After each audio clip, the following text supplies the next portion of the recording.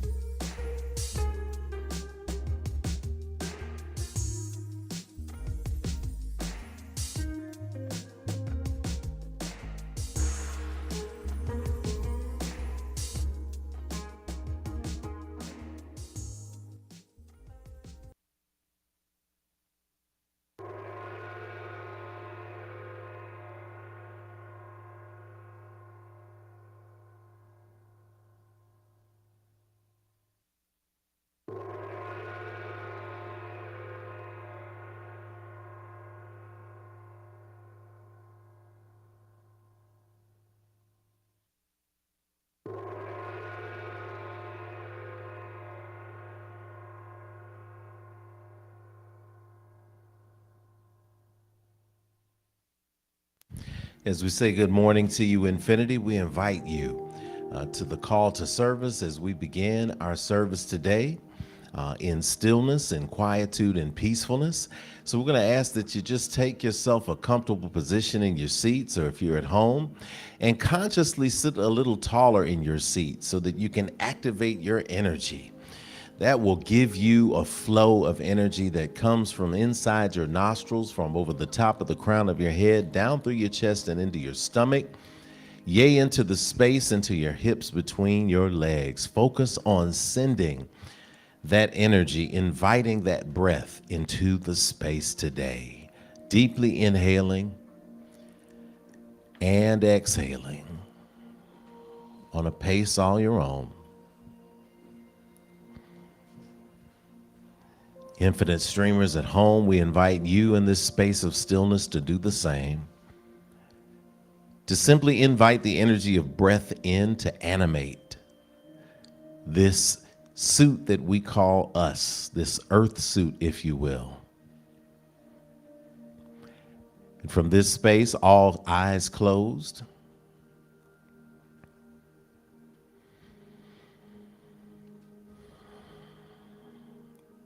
tuning out the distractions of the external world, the external sounds, the external sights. We focus our energy, we focus our consciousness, focus our thoughts on the feeling of the breath itself.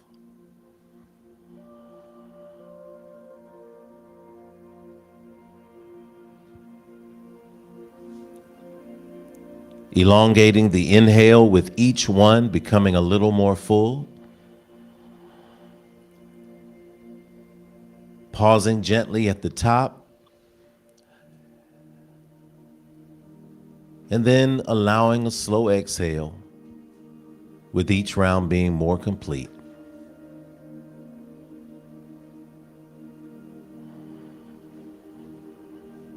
From this space of centeredness, from this space of awareness, from this space of stillness, we invite all heads to be bowed as we continue to consciously and slowly breathe into the essence of the God of our acceptance and understanding. Is there a name? Is there a path? Is there a tradition that resonates more with you? In this moment, tap into it. Tap into the remembrance that you are here today, that we are here as a fellowship and a community in a powerful space, speaking to that divine spark that created us all. Divine Source and Mother, Father, God, we give thanks to you today for this assemblage. We give thanks today for those who have come, those who desired to come, those who just agreed to come, and those who got curious and showed up anyway. All of those categories and more are assembled in this space here and via our infinite stream online. And so we speak a covering over everyone today. We know that some of us came to this space with heavy hearts. Some of us came to this space with a moment of confusion or unsurety. Some of us came from this space because of gratitude. But in it all, we come together right now in a highly resonant space, in a high vibration, and we say that we are one. We are one in the awareness of your power. We are one in gratitude for the things that you have brought us through this week. And as we rise today, we give thanks for the spirit of our beginning.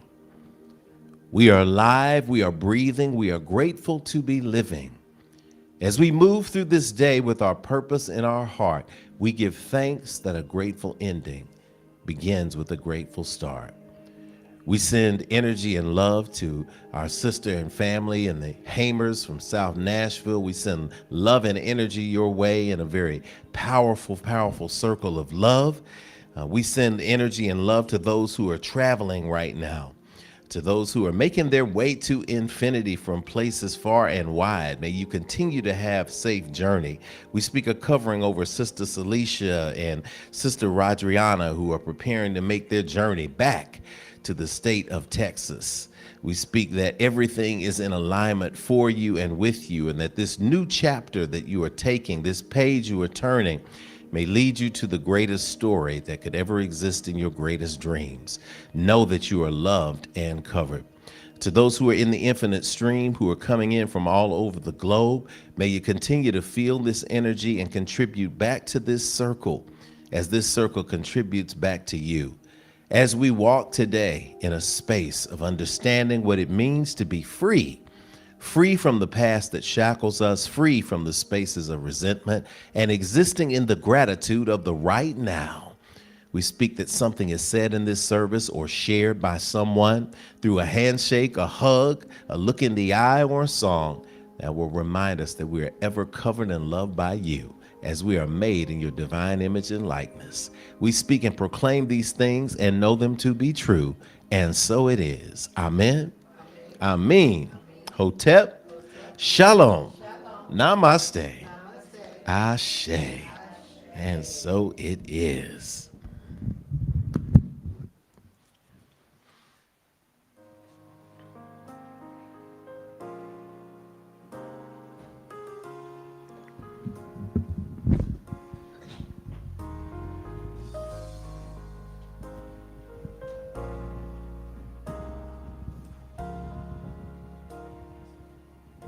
It is now time for the pouring of our libations.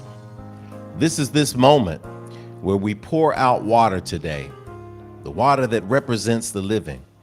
We recognize in this space and remember those who have gone before by pouring this water into the earth that represents what happens to these earth suits when we're no longer needing them. Our spirits are so strong, our spirits are so eternal, they're so powerful that when our bodies no longer need them, they return to the space of life after life. It is said in ancient times that one experiences death the moment people no longer tell their stories. And so we speak that everyone in here will have a story that will be told, that will be remembered. And as we remember those who came before us, we remember their stories, we remember their energy, we remember their light, we remember their love. So it may be a grandmother, it may be an auntie, it may be an uncle, it may be a cousin, it may be somebody from the corner store in your neighborhood. But whoever it is, I want you to think about those people who have transitioned from the space of the earthly realm to the space of the heavenly as we begin to pour our libations in their memory. Ashe.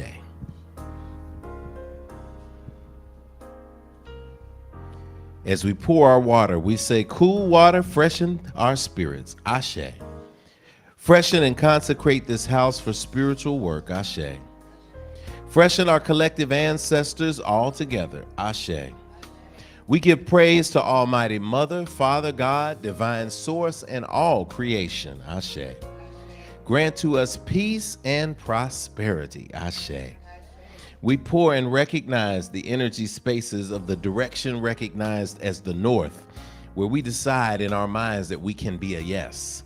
So I encourage everyone who shows today to be a yes. Be a yes to what Spirit may say to you, may have to you in this moment. Ashe. To the energies of the south, that understanding that we must always know who we are. And when we know who we are, we're proud to be that. And we are proud to be that. We are okay with everyone else being who they are in the same way. Ashe. We pour to the energies of the east and recognizing that today the sun came up on that horizon. That sun will come up, so no matter how dark the night, we get a chance to do it again today. Ashe. To the energies of the west, knowing that even as the sun travels across its horizon and sets in the west, the lunar cycle begins. The moon and the stars give us light even in the darkness. Ashe. To the sky above us, knowing that as a blank landscape in our mind, we have the opportunity to let our mind wander, to let those synaptic patterns come together, to let those neurons fire.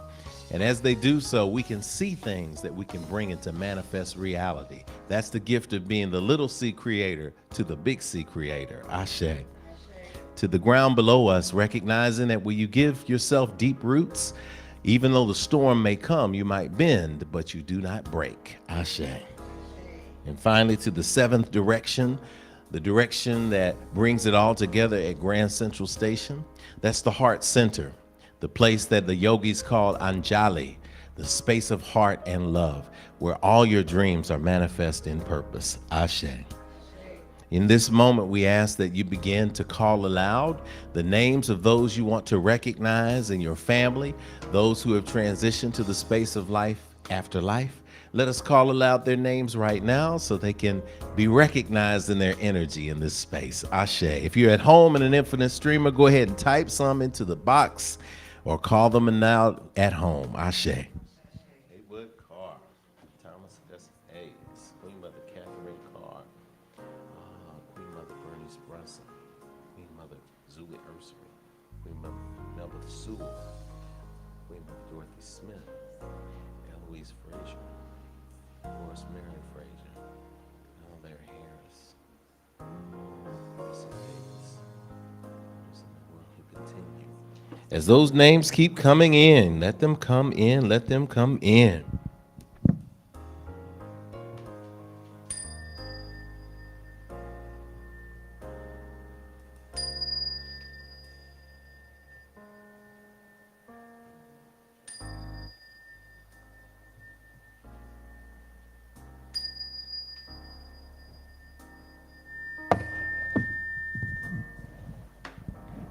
And for the children in the world, womb and yet unborn, we pour and say, Ashe, Ashe, Ashe, oh, and so it is. Today's meditation that we call your attention to comes to us via Steve Maraboli in his book, Life, the Truth, and Being Free. It's very much about what freedom is. That's going to be a continual motif today. Quote, "Let today be the day you stop being haunted by the ghost of yesterday. Holding a grudge and harboring anger, resentment is poison to the soul. Get even with people, but not those who have hurt us. Forget them.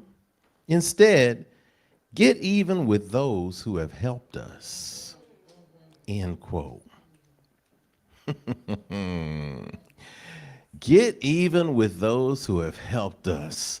That's the whole message right now. We can sing and go home, y'all. Just get even with the people who help. Flip the script a little bit. All right. Good morning, Infinity. Good morning, Infinity. Good morning, Infinity. All right, stand to your feet with me as we celebrate that today is the day that the God of your acceptance has made. It is time for us to rejoice and to be glad in it. We get an opportunity to sing a little bit, so get your little groove on with me by swaying from side to side. We recognize that we are made in the image and likeness of a divine source who is greater than anything we could imagine in our own minds. So as we speak and command things into existence through singing, we recognize that we have that infinite power inside of us. And so let us speak and sing together, peace, love, and joy. Thank you, voices, for assisting. Peace, peace, wonderful peace, enter my heart and bring healing to me.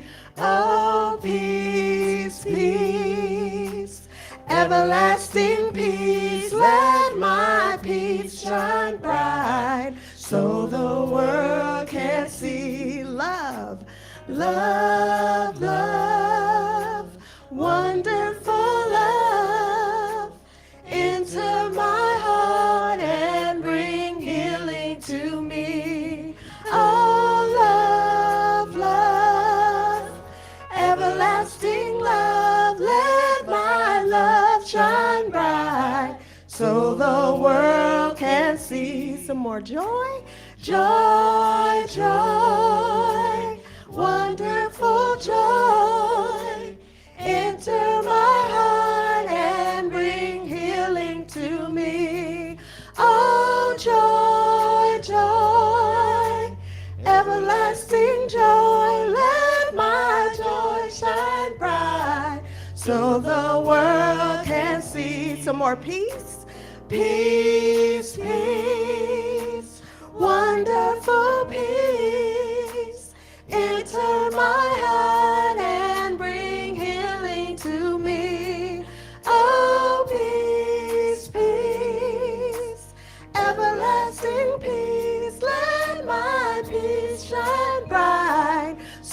the world. Let my love shine bright. So the world, let my joy shine bright. So the world, and let my peace shine bright. So the world can see. Thank you. Voices, if you're happy, if you're living and you know it, clap your hands. If you're living and you know it, clap your hands. If you're living and you know it, then your face will really show it. If you're living and you know it, clap your hands. Hold up. Wait up. All right, let's see if y'all were live. It's the day to be grateful in here. So as we are standing, we're going to sing good morning to you. And we are going to say good morning to you. And then we're going to go around and actually send that into somebody's spirit, heart to heart. So we're going to get you in this space today to sing this thing out loud at home. Stand to your feet and get your energy going as we say good morning to you. And as we give one thing that we're grateful for. That's how we do it. A good morning to you. A good morning to you. A good morning to you. Good morning to you. And we say a da da da da da da da da da a da da da da da da da da da a da da da All right, go find 3 people. Tell them your name and one thing you're grateful for. Let's do it. At home, type it in the box. One thing that you're grateful for and where you're coming from. A good morning to you. Good morning to you. A good morning to you. A good morning to you. A good morning to you. Good morning to you. All right, onliners, go ahead and type in exactly what you are grateful for this good morning. I know I'm glad and grateful to be here with all of you. So make sure that you type in what has happened for you this week that you are so grateful for. Type it in so we can feel that energy and see it. Hey! Good morning to you. A good morning to you. Good morning to you. Good morning to you. Good morning to you. Good morning to you.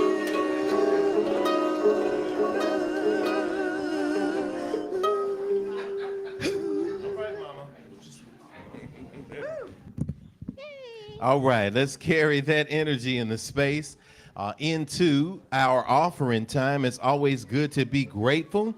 So it's time for us to give offering. It's offering time. Oh, that was a little low. I'm used to that being the thundering. Everybody give me a drum roll with your feet. Let's see what these wooden floors will do. Oh yeah. Oh yeah. It's offering time. All right. I don't know which team y'all have in the preseason and who's been playing and what's been going on, who's been winning or losing. But we definitely, when we have an opportunity to celebrate together through giving, we want to be as excited about that process as we are about our favorite athletic teams, about our opportunities to do the wonderful things that we get to do, and for an opportunity to be here on purpose and in purpose, because each and every one of us is on this earth to do something awesome. And Infinity Fellowship is a place that reminds us of just that. When you come through these doors, you're not going to be picked on. You're not going to be condemned. You're going to be embraced. You're going to be loved because we are made from the infinite space of love. So we're not made from wrath. We're not made from smallness. We're made from prosperity, from abundance, and beautiful, beautiful, beautiful energy. So as we prepare to give today, I invite you to check your heart, search your space, get into a space of good and release. Take a deep breath and let it go. When we give, we want to make sure that we give consciously in a powerful way, because how we put things into the universe, that's how they come back. So we put out freedom, we put out energy, forgiveness, and that comes back to us through expected and unexpected spaces. I'm telling you, when you get into the space of giving, there are people who tell me stories all the time and they're shocked. People came to them with gifts, people tapped on their door, opportunities opened up. It's because they sensed and are connected with the vibration of your giving spirit. So let us prepare for giving in the place today. We can give via Cash App. You can give via PayPal. You can give via mail. You can also give in the basket down front here. And we will continue in this space today to support and pour back into the spiritual community that pours so many wonderful things into us. We also are doing auto maintenance today after service. So we're looking forward to getting up under the hoods and getting all of that covered.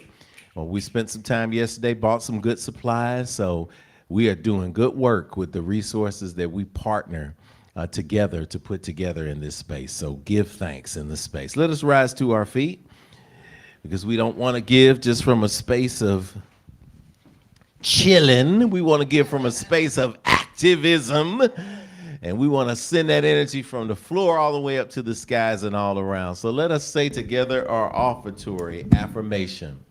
O limitless, abundant creator, source of everything I possess, you have given me the gifts of life, breath, and creativity. You continue to provide for me without judgment or preference. And so I freely return these gifts to you with my whole heart, mind, and intention, knowing that as I give freely with both remembrance and gratitude, the circle of abundance will be unbroken, and so it is. Everything is good. Everything is good. Everything is good. Everything is good. I got it good. I got it good. All right. Everything is good. Everything is good. Everything is good. Got it. Hey. I've got it. Oh, I've got it good. Hey, yeah.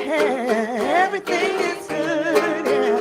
Everything is good. Everything is good. Oh, everything is good. And I've got it. I've got it. Oh, I've got it good. Hey, everything is good. Yeah, everything is good. Everything is good. Oh, everything is good. And I've got it. I've got it. Oh, I've got it good. Hey, sing with me now. Everything is good. Yes, it is. Oh, everything is good. Yeah, everything is good. And I've got it. I've got it. Oh, I've got it good. Hey, everything. Yes, it is. Everything is good. Yeah, everything is good. Oh, everything is good. And I've got it. I've got it. Oh, I've got it good. Hey, sing it now. It's good. Yeah, everything is good. Yes, it is. Oh, everything is good. And I've got it. I've got it. Oh, I've got it good. Oh, I've got it good. I've got it. Hey, I've got it. Oh, I've got it good. Oh, I've got it good. I've got it. Hey, I've got it. Oh, I've got it good. Oh, I've got it good. All right, we may be seated, y'all. Awesome, we got it good. We get ready to welcome our visitors, first timers, and other folks into the space today. But I want to remind you all, because everything is so good today, a lot of great things happening in the space. So we're going to remind you that if you got an accomplishment right back here, there's a form right in the back there by the stand, by the booth. We want you to get that and fill that out. either after the welcome or during the coffee break, right when we get a chance to go and take a little break from service. But we want to celebrate. This is a standing ovation for them. So fill it out. Let us know something good that has happened for you, an accomplishment that you've made that is now in the rear view, something that we can be proud of with you and for you, so that we can celebrate it for you. That's what we're going to celebrate in a moment. For now, I want to say good morning to our first-timers, to our visitors. We want to say we welcome you in the space today. We want to say that we welcome you online, too. So if you're a first-timer online, of course, go ahead and scan that QR code. If you're a first-timer in the space, go ahead and scan the QR code here. That will lead you to a brief form where we'll get some information from you and send you a letter and let you know that we are seeing you. Because in this space, we want to make sure that you know that you are seen and that you are appreciated and that we appreciate the light that is inside you. So wherever you are, know that we see you at Infinity today, not as a human being who came to have a spiritual experience, but as a spirit who is navigating the human experience, just like the rest of us. So from that space, do we have any physical first-timers in here today for Sunday service? Okay, I know I've seen some folks before that I'm really happy to see again today. It's good to see the faces in the place. But we're going to ask us all then, wherever you are, just rise and turn to somebody. And at home, we want you to type first-timers in the Infinite Stream box. And Infinite Streamers, y'all take care of the folks. Send them some love. Send them some hearts. Send them some energy. And that way we know. We got folks popping in, been online, in line, everything. All right, turn and look at somebody and take a deep breath. Exhale and release. All right, connect with somebody and just let them see your eyes. At Infinity, when you see the eyes, it means I'm connecting and I see you, not I want to fight you. So we're going to be all right. We're going to fix that energy that other people may have in the world by sending this love forth in this powerful way. Repeat after me. I see you, but you don't hear me though. I really see the real you. I see who you are. You are a divine manifestation of God's creation. I see what you are. You are a spirit. You're more than what's on the outside. You're a gift to me and to the entire world. I see where you are. You're right here in front of me. Well, I can let you know, if nobody else will, that you're not alone.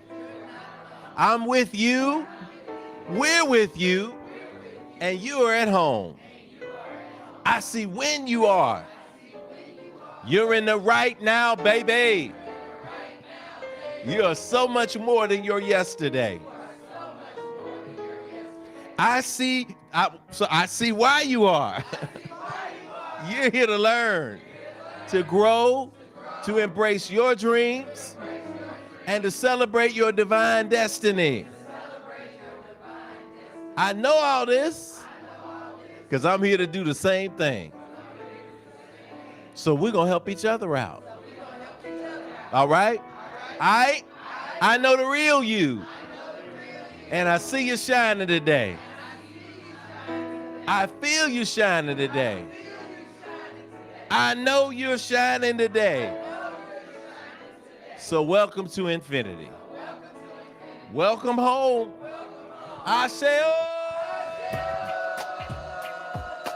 oh. All right, grab a cup of coffee, cup of tea, grab some water. Kids are headed to the Youth Power Zone. Adults, come on back in here. Folks at home, take a picture of the slide. We're going to shout you out on the screen, Infinite Streamers. So Infinite Streamers, type in your good stuff here, and we're going to talk you back and forth. All my Infinite Streamer families, y'all show that love. Give them some power fists. Give them some thumbs up. Hit the like button at this time. Hit the share button. Hit the subscribe button. Let's get people into this wonderful space. So we're going to be talking about freedom from resentment. Get your coffee, get your tea. We're getting ours. We'll flash a few announcements on the screen, and then we'll be right back to let you know what's going on at Infinity. so that we can be in this space together in a powerful vibration. This is Rev Jeff. Welcome home.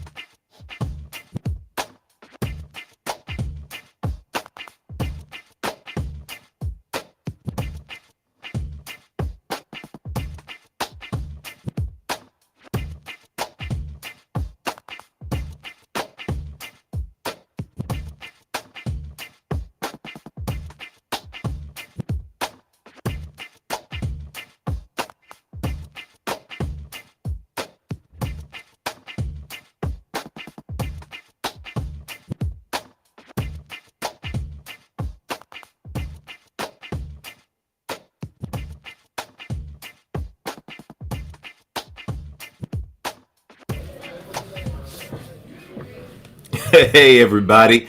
This is Rev Jeff, and as always, this is my minute where I talk to you from the office, completely live, completely unscripted.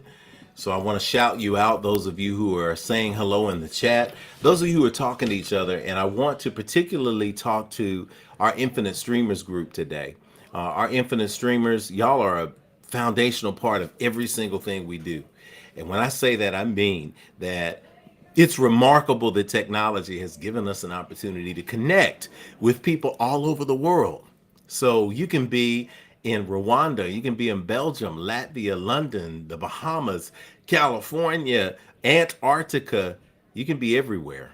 And because of the people who support this stream, the people who support this community, we have an opportunity to heal each other across divides of continents and oceans. And so we're very, very grateful that you participate in a wonderful way. We encourage you to continue to participate by showing up in the stream, by participating and giving and seeing the benefits of that in your own life, and by keeping in touch with us. I want to say that I'm grateful for everyone who started showing back up in the physical space. We ran out of t-shirts, so we got our order coming. So I thank you for your patience for those who have ordered Infinity t-shirts, because they are on the way. And they're on the way this week, so we'll have some more come in. So thank you for all of you who did that. We'll also have a new link for us to buy some more Infinity shirts so that we can continue to walk around and have people say, "What's that on your chest?" Oh, a space that you're absolutely going to love and appreciate. Today is If Teaches Sunday. If Teaches Sunday is about deeper instruction and making sure that we do the work. So I encourage you, Infinite Streamers, if you're at home, make sure that if you're able, get you a journal out, get your notebook out, get you something that you can take notes with, because when it came down to it, when the message has been coming in this week and the download has been coming from this wonderful series that we're teaching, it has been powerful, and it has created a really good set of practical tools for you to have to make sure that you manifest the love that you've been desiring in your world in all sorts of ways. So listen, we're going to get ready for announcements and get ready. I'm going to get me a little bit of coffee too as well. If you got a standing ovation, drop it in the box. Let's get ready to celebrate you, and let's get ready to learn how to be free from resentment. Rev Jeff, I'll see you in a minute.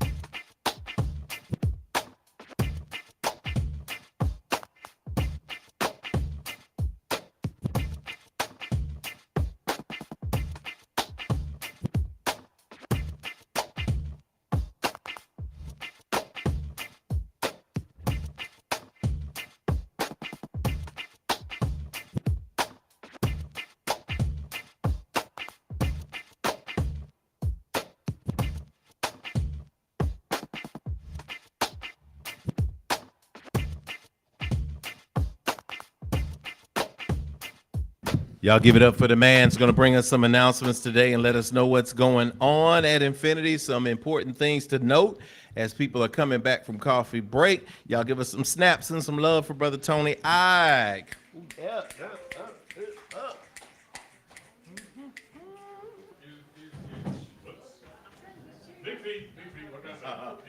got new things to get used to.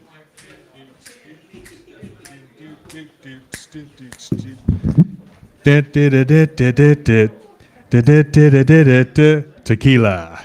RIP to Pee Wee Herman. Big influence to myself. Other than that, we got a lot going on today. But good morning, Infinity. One more time. Good morning, Infinity. All right, cool. If y'all have some time today, I'm doing a play Papa Was at 3 p.m. at the Dark Horse Theater. We're also going next week. If you have any questions about it, come after me later.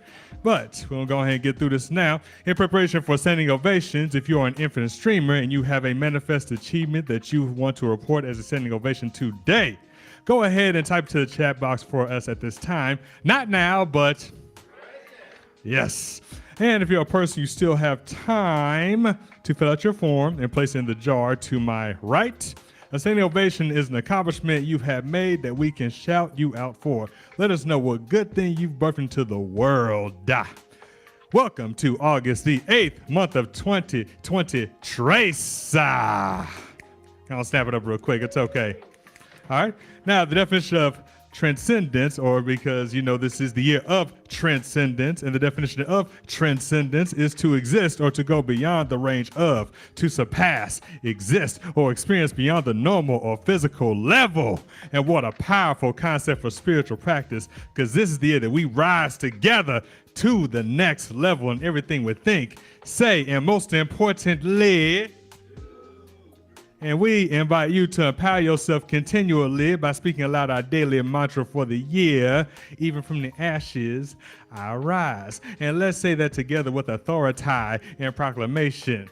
Even from the ashes, I rise. Don DeMarco. Next week is Yoga Sunday. And we've had a great 2023 moving through yoga flows that raise our vibration, and next Sunday will be no different.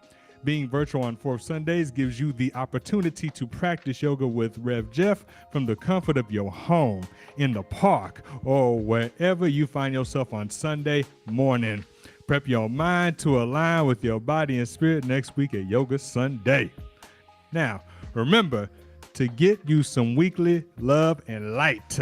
On Wednesdays inside the Band Infinity membership app, the Lensleys host a great intimate discussion centered around the topics and spiritual practices we learn on Sundays. And it is a great way to bond with Infinity members and get deep into the core of spiritual growth and development. Join the Band app, which you can access after new members orientation class, and turn on your notifications so that you can get the text letting you know that the call is starting. It's Love and Light every Wednesday night at 7 p.m. Central Standard Time. Today is also Maintenance Sunday. Don't snap it up, it's okay. Now, as a community, we are stepping up our role in supporting one another in tangible ways. Downstairs in the Youth Power Zone, the kids are having their back-to-school bash. For the grown-ups, immediately after morning service, we invite you to hang out and fellowship in the lobby, on the deck, or wander on our sacred grounds. As the men of Infinity will check your vehicle's oil, fluids, and tire pressure outside in the parking lot. You will also be treated to a shot of fresh juice in the colors of the sacred chakra energy centers of your body, provided in the lobby by Brother Terrence and Sister Thea Jones Ortega Brown. Those are our highlights announcements for the morning. Let's bring back up Rev Jeff and Lady Kenitha, because you know the business. Drum roll, please. Standing ovations. Thank y'all so much. Yes, sir. Tune your vibration to a high elevation. It's time for the good news, our standing ovation.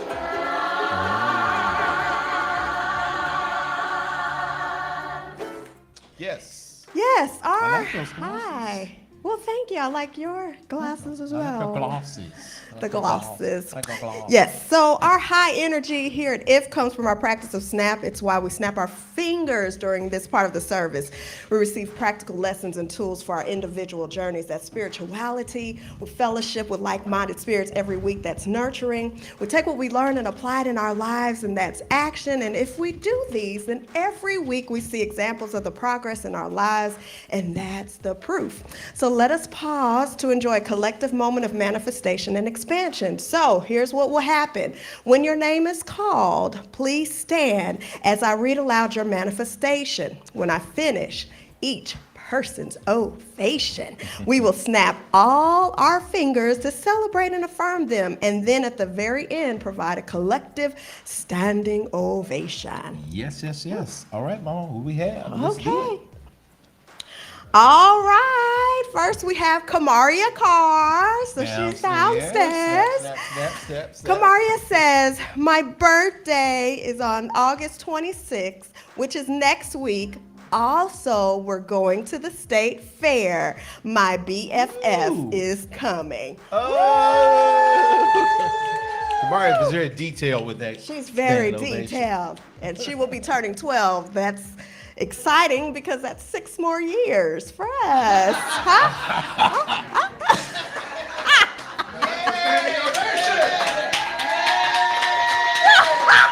Woo, yeah. 6 more years. Woo. Wow. That was thick ovation from people with little bitties and people who got them out the house. Lord. Everybody understands. Oh. Lord. That's hilarious. That's great. This is Sister Star. Woo. Oh, tomorrow will be Kalia's first day of college at Nashville State.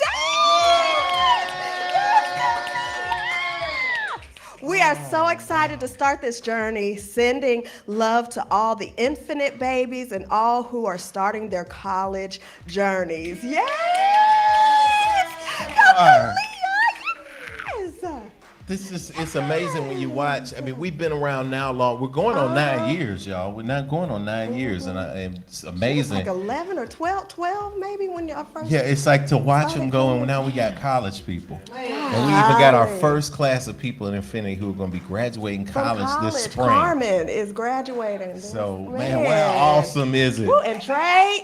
And Dre, see everybody who's grown up in a positive and loving environment do that. You see the fruit of that. Oh my gosh, it's awesome. Awesome. Yes. Sister Denise. Woo! Stand up, Sister Denise.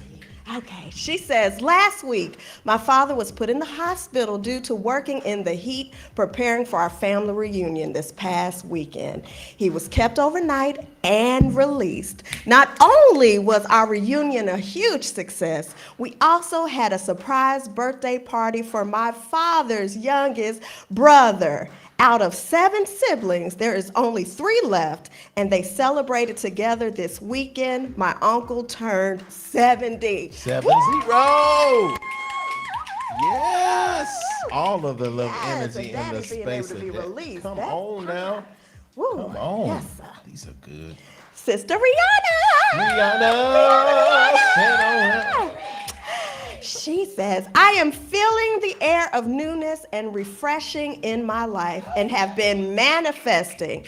On my vision board, I have a double helix. Yeah. There we go. To remind me that I can heal at a circular level, and I am Oh, cellular. I see cellular. it. I see it. Get me It's there. right.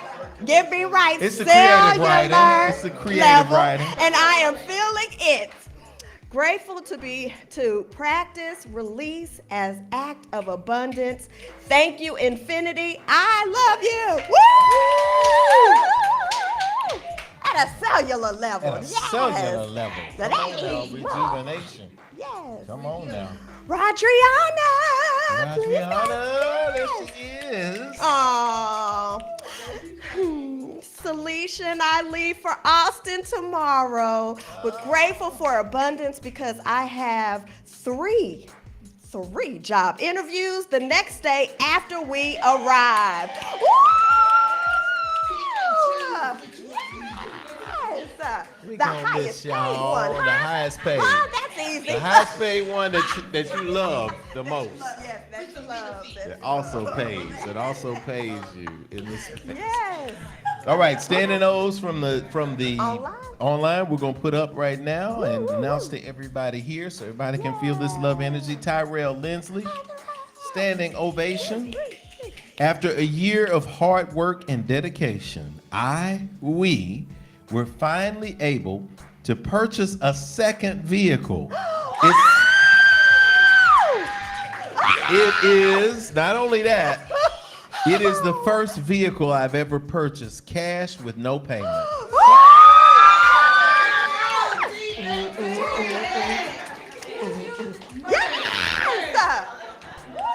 Y'all at home hearing no snaps. That's not applause. People's fingers are really that loud. I'm hearing snaps. They're like, good Lord. It's the rock quarry blasting. That's a lot of good snaps in there. Okay, else we got is also, we have brother Dr. Justin Redding. Good to see you, Dr. Justin, in the space, newlywed. Standing ovation. The Redding home, they built a brand new home from ground up. The Redding home is already past the framing stage, is on track to be completed before November. That's remarkable. Oh, yes. Oh, yes. Oh, yes. All right, Johnny Sadler, Reverend Sadler is Mississippi. I honored the creator that I turned 61 years old today and continue, we're gonna sing it for you, and continue to realize how much I don't know that I thought I knew. Thanking the creator for continuing daily learning and relearning.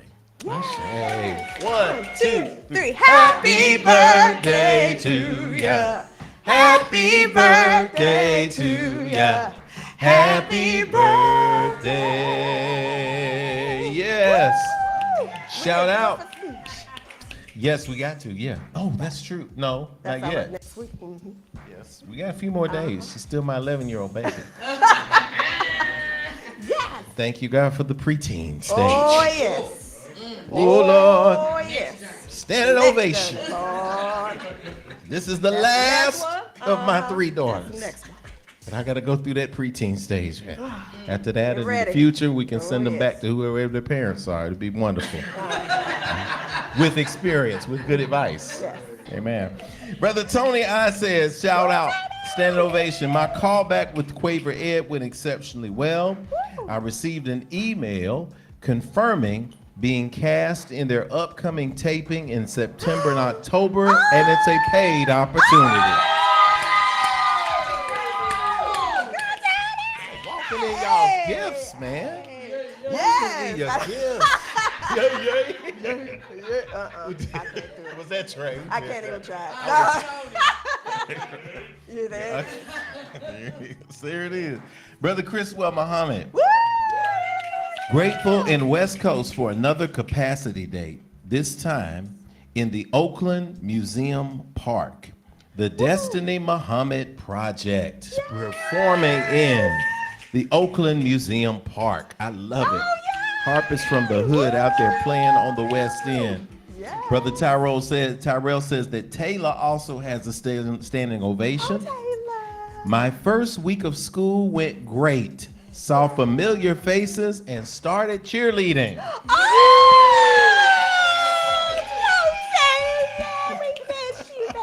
And one more from Sita Redding.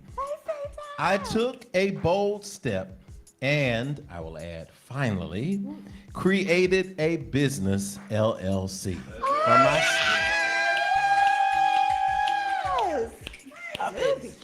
Tyrell says the Lindsley family has a standing ovation as a family. We took an impromptu vacation and visited Savannah, Georgia. We now have accomplished a family goal of swimming in both the Pacific and Atlantic Oceans. Oh, yeah.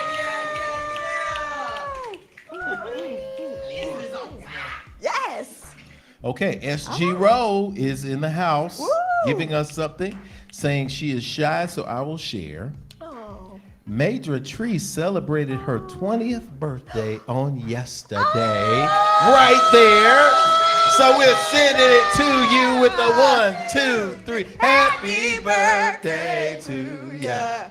Happy birthday to ya. Happy birthday. Y'all better celebrate up in this place. Oh, yes. All right, we're in there with standing ovations. Okay, Mama, what we do? All right, so if you shared, you're going to have several seats while the rest of us are going to stand to our feet and give a thunderous standing ovation. Okay, here we go.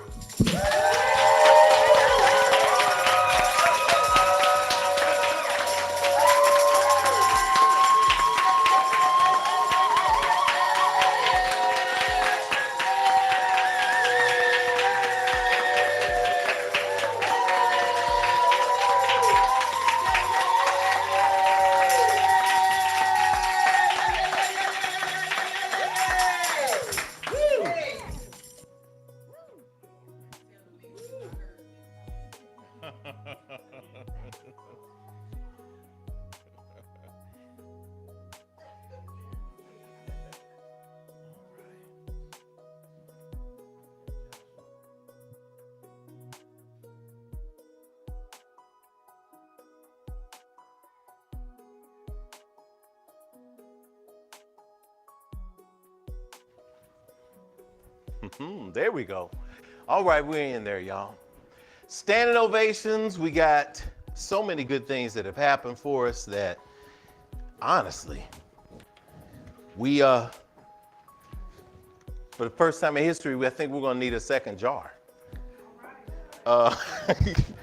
We say at the end of the years, we put this all together. This thing is like so packed, I can't fit stuff in. It's like in the good book when it says you'll open the windows of heaven and pull you out a blessing and there shall not be room enough to receive it. You know, where you can't hold on to it. It's just busting out of the way. It's just getting into the space of just awesomeness.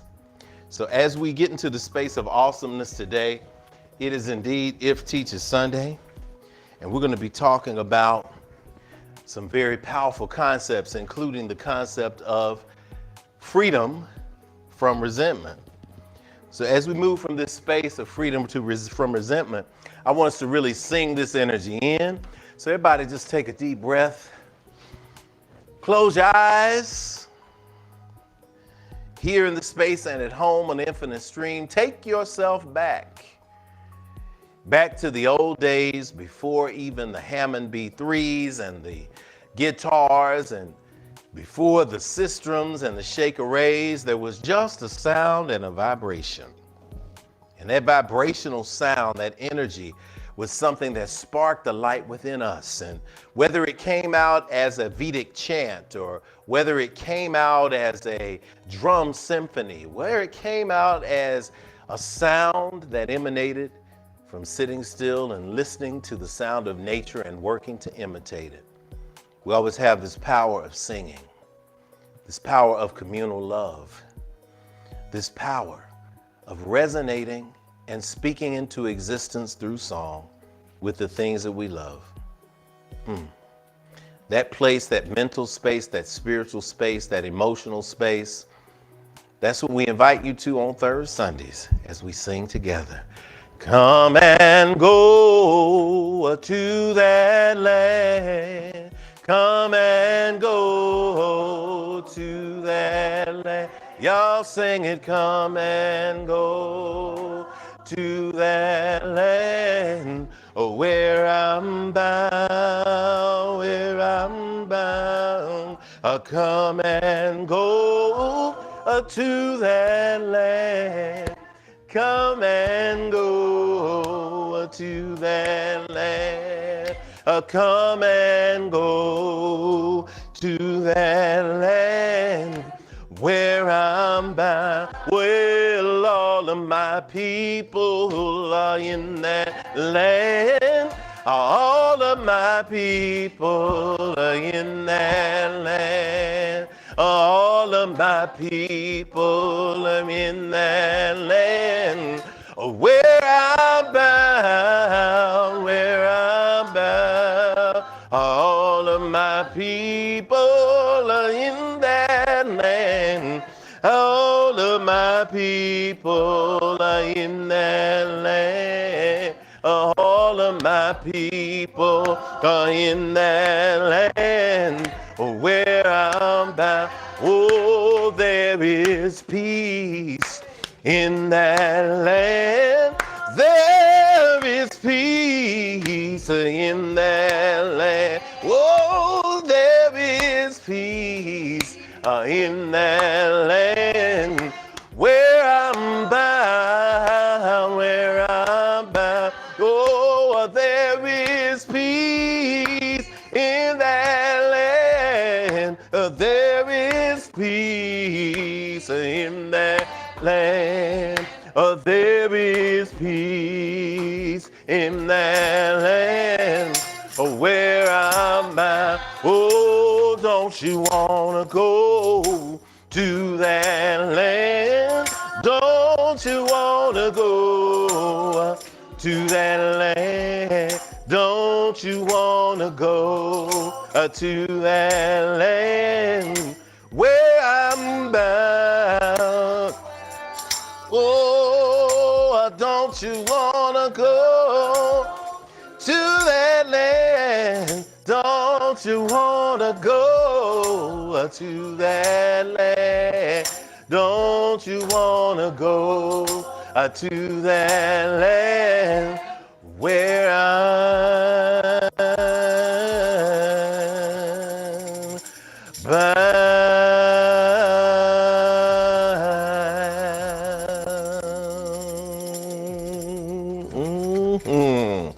I think we're ready for it. I think we're ready to live. I think we're ready to live life more abundantly. I think we're ready to go to the space. And I'm going to get you, Tony, to come back to my slides, brother, as we get ready for that. I know. No, that's Kai's fashion model for those of you who saw it at home. Kai is a budding fashion designer. And so she begged me to put a template on her my Remarkable, so she could play around and draw fashion for her dolls. So how about that? I'll take it however we can get it in the space today. Today we're talking about the seventh virtue, the seventh principle. We've been on an awesome 10 message journey going through these 10 virtues, and even those who have taken a class with me before, you know that things can be different every time you visit them. And so this message series has provided a wonderful opportunity, an awesome opportunity for us to delve deep into the work of spiritual practice. Spiritual practice is a phenomenal gift. It's a way of disciplining ourselves in a way that is going to produce fruit in our lives. So when we get to the space of understanding now that we are doing these virtues as a pyramid. So remember, as we stack these virtues from control of thought to control of action, through all of them, we bring ourselves into a space where we have a divine understanding of who we are. One of the reasons why we refer to the mystery systems is because it produced some good fruit. We talk about Moses and spending his time in Egypt and going into that space of education that took 40 years. It gives us perspective. We complain about 12 years of education and then another 4 in college and some more graduate school. But can you imagine going into school at age 7 and getting out at age 47? That's a really strict environment. But it served a purpose because ancient education and these systems that we call the mystery had one purpose, and it's on the screen: to free the soul up from its bodily fetters, to move from the distractions of the world and tap into that knowledge, that wisdom, that peace, that love. That is the divine spark that lives inside each and every one of us. We go through these principles and we are at 7, but we are at principle 7 because we have been working every single week and getting this energy together. And it's amazing to watch them manifest here. I want us to say these principles together here and at home. I'm going to say the principle 1 through 6, and we're going to say the affirmation that comes with each and every one of them. Control of thought. I am in control of my thinking. My mind belongs uniquely to me. It really does. Number 2, control of action. I consciously pursue my dreams and desires by putting my gifts into action today and every day. Yes, yes, yes. Number 3, steadfastness of purpose. I am walking in perfect harmony with my purpose. I gratefully embrace it daily. Take a deep breath there. Exhale, let it go. Because not only when we say these things, we're saying them, we are feeling them. Not only are we feeling them, we are knowing them. When we reach that place of knowing, that's where the power comes forth. Number 4, identification with higher ideals. I embrace my highest self, no longer distracted by people, places, and energy spaces with lower vibrations. Think about your week. Think about what got you through. Not taking the bait. People will bait, but you don't have to take the bait. You don't have to put yourself in a position where you match that low energy. Because when you match low energy with high energy, it bounces off like a hedge. And that's how powerful that affirmation is. Number 5, evidence of having a mission in life. I am on a mission. I have been dispatched directly from divine source to change the world as only I can. Like the sign says in the lobby, be yourself because everybody else is already taken. You might as well live it. And then last week in a wonderful download that we had, I encourage everybody, if you have not gone through it, just to go watch the replay. The beauty of technology is we got the replay. You don't have to miss it. Number 6, evidence of a calling to a spiritual order. Divine source speaks directly to and through me. As such, I attract others to my positive vibration and our lives are made better together. Turn to somebody and say, better together. Something about that community. When you get to a space where you are finding and walking in your calling and your calling is evolving, when you reach a space where you can grow and expand, and instead of somebody looking at you and saying, you're so crazy, or what you doing, they look at you and just say, I see you. Keep shining. Wouldn't it be such a great gift if we could give that to people in the world, that when somebody announces news, that people don't just lean over to the side to somebody else and say, they think it's on. Look back up. We all seen that body language. It doesn't matter what they say, it's negative. But instead, when people share news, people, even if they are suffering themselves, they can put their hands up and say, I see you. Keep shining. Because knowing that if you can separate yourself from your circumstances and you can recognize that someone has something good happening for them, and if you affirm that, you are attaching yourself to that same frequency vibration. So the universe is then hearing you and saying, oh, this is a person of like energy. Let us send that love and that peace and that power that they've spoken to somebody else directly through them. It's a beautiful space of connection and understanding and seeing where we are. Through those 6 steps, we get to virtue number 7. And I will say this as a bit of a warning sign. Virtue number 7 may be the most important and the most difficult virtue of them all. Freedom from resentment. And so for freedom from resentment, we bring up an energy called ma'at. Everybody say ma'at. If you look at ma'at, I think I kept ma'at on the wall. It's the feather there, the gold feather in the circle. We know from the stories of ma'at that this concept of ma'at, this goddess with a small g concept, this energy essence spark of the divine manifesting itself as a reflection of that divinity, because we all are divine reflections of the divinity. That's why we all, in a very non-dualistic way, fit together. We recognize that all of us are connected and that each and every one of us is a reflection of the divine expressing itself through unique people with unique names and unique callings and unique missions and unique gifts. That's how the entire beauty is put together. This one principle of ma'at represents a few principles, including, don't give me a pointer because I'm using it, truth, divine justice, cosmological order and balance. The universe is working together. And again, later kingdoms, reciprocity. Ma'at was the foundation of the cosmic and social order, whose temporal embodiment, temporal being in this moment, was again, agent was the pharaoh, who we've discussed. There's no European equivalent for Ma'at, but it encompasses the concepts of right, justice, truth, and correct ethics, as well as the eternal cosmic order. That's from Baba Jacob Carruthers, who teaches that in Essays in Ancient Egyptian Studies. I'd like for you all to have reference to source material. And Baba, as an ancestor who had the privilege of meeting, was such a divine source for understanding Ma'at. Norman Rufus, Colin Cone, speaks in Cosmos, Chaos, and the World to Come.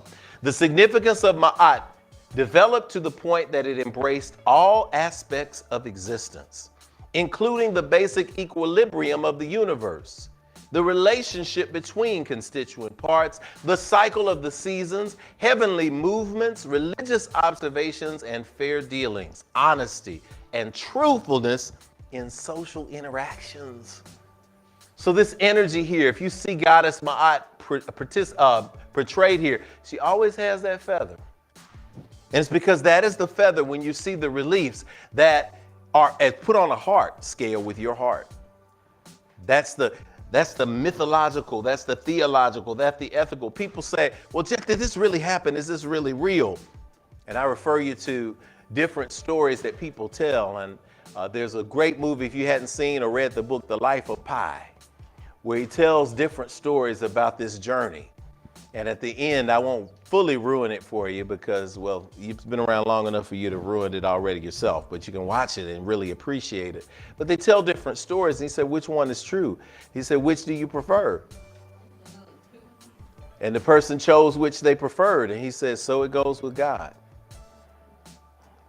So which language do you speak in to connect to the divine? Which language do you connect to speak to recognize that when it's all said and done, when we're done with these earth suits, can we say that our heart is as light as a feather?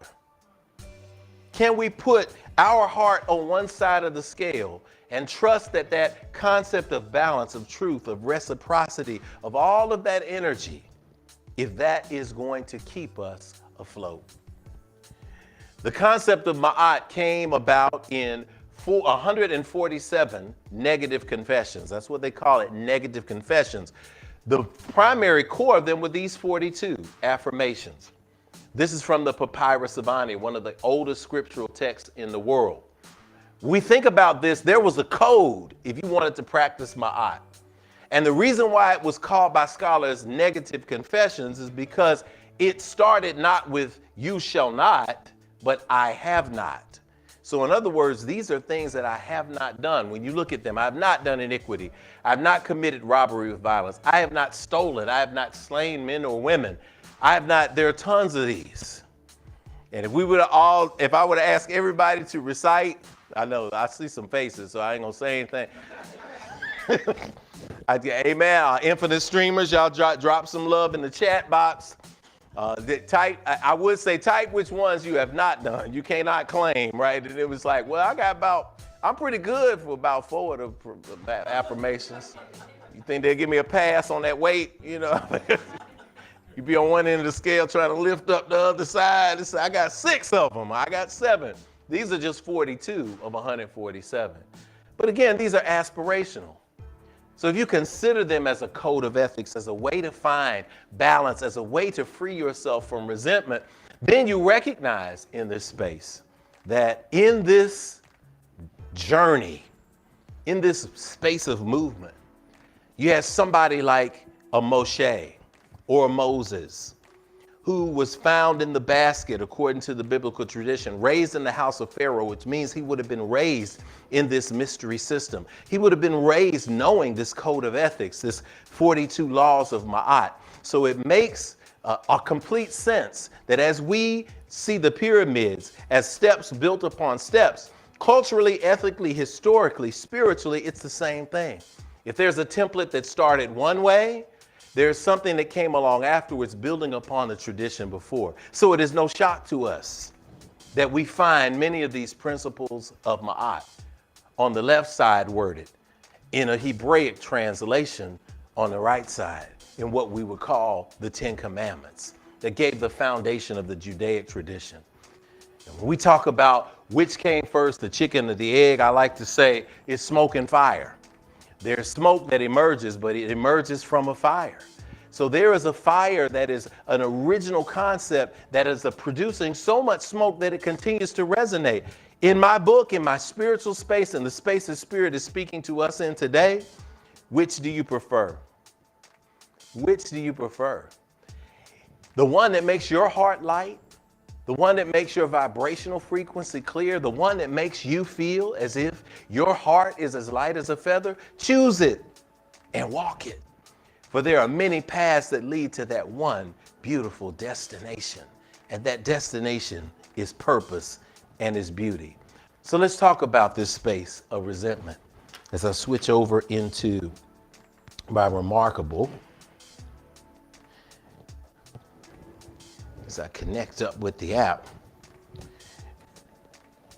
Of all of these 10 virtues, this may very well be the most difficult one for one reason alone. And George G.M. James talks about this in the book Stolen Legacy. I invite everybody to continue to read that book, to pick it up, and to get those things from that space there. The book Stolen Legacy, in that book, George G.M. James has a quote about freedom or resentment. And he says, there it is, freedom from resentment. When under the experience of persecution and wrong, this was known as courage. See, when we think about things like resentment, we think that we want to be free from a space of weakness. That takes us into a space of courage. But I think this is really important because we can say, I'm free from resentment. And we can really believe it. This freedom from resentment can produce for us this permanent symbol here that we wear on our chests proudly, and we shine, and we say that ain't nothing bothering me. I'm not holding on to anything. I've learned how to let go. I went back and watched some meditations with Rev Jeff, and I feel like I'm cool and I'm clear. People came into my office, they came into my workplace, they tried to mess with me, and I was like, oh, it's cool. It's really, really, really cool. I'm all good. I passed out a couple of things. But then the second time they mess with you, the third time they mess with you, not when they mess with you on Monday, after you remembering this energy today, but it's when they got you on Tuesday, when it was a couple of days past the Sunday, when you had some good popcorn and fellowship and you were walking out of here vibrating hard. Then come Wednesday night, and then comes Thursday. And Thursday you start looking if you can make it just to Sunday to get a refill. Because what it is it's the experience. It's when under the experience of persecution and wrong. And I love the way that this is translated because it's not just persecution, but it's wrong. Those things are connected. Somebody can assault you, and you can be doing good, you can be doing bad. Somebody can assault you. That's different from persecution. Persecution is when you're doing the right thing, and people do not want you to be successful. So they are being absolutely the opposite of right, which is wrong. When you are in a space like that, where, as they said in the old Negro spiritual, I've been buked and I've been scorned. I've been talked about, show as you born. It is in that space that you ask the question, can you be free from resentment? Can you demonstrate courage in that space? Can you experience love? Can you say to people who have torn you down and ripped you to shreds, I forgive you, and mean it? Can you feel that you have forgiven people so much that when they walk in the room, you no longer make the circuitous route to avoid them? I know nobody's ever had that experience with them. I know you never been around people who are just funky and they came in the room and they did something horrible to you, and you were having a good time and you were dressed to the nines and everything was popping, and then you saw that one person. I know you got a friend that has experienced this. I'm just going to talk to people who've had friends. And you say, yeah, I helped my friend work through that one time. I helped them. So for your friend who may be listening right now, for our infinite streamers who may be able to say, hey, I've been there, because sometimes they'll say that when we won't say it out loud here. So you can talk back to us. It's in space right now. You see that person changes the entire space. That means that something has not been resolved there. But have you reached that space where you can be free? We're going to give you 3 tools to help you today. Number 1, resentment is the voluntary shackling of your present mind to your past reality. Oh, Lord.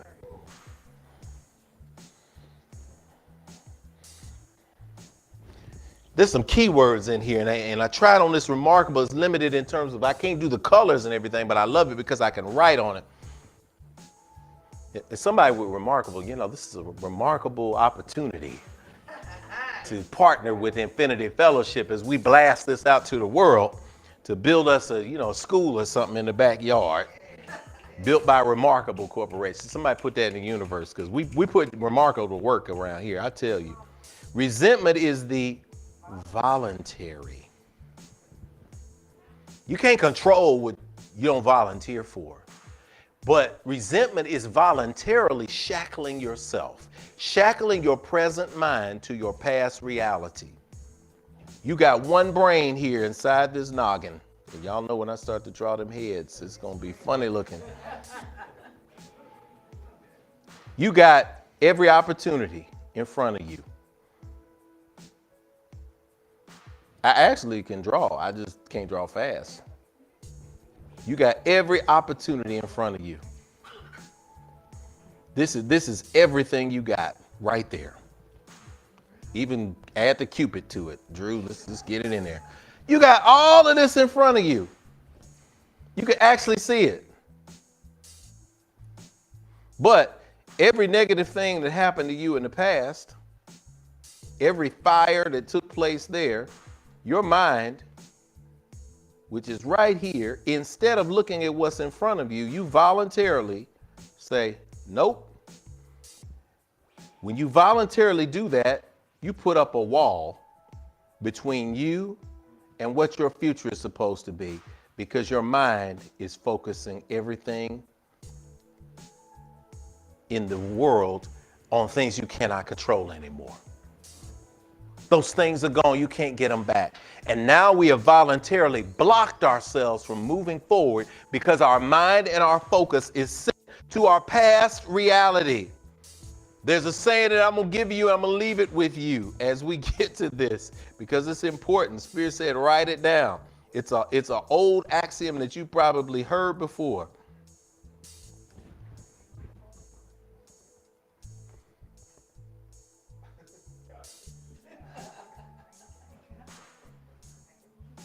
Free your mind. I'm going to do it even deeper, Keisha. And your body will follow.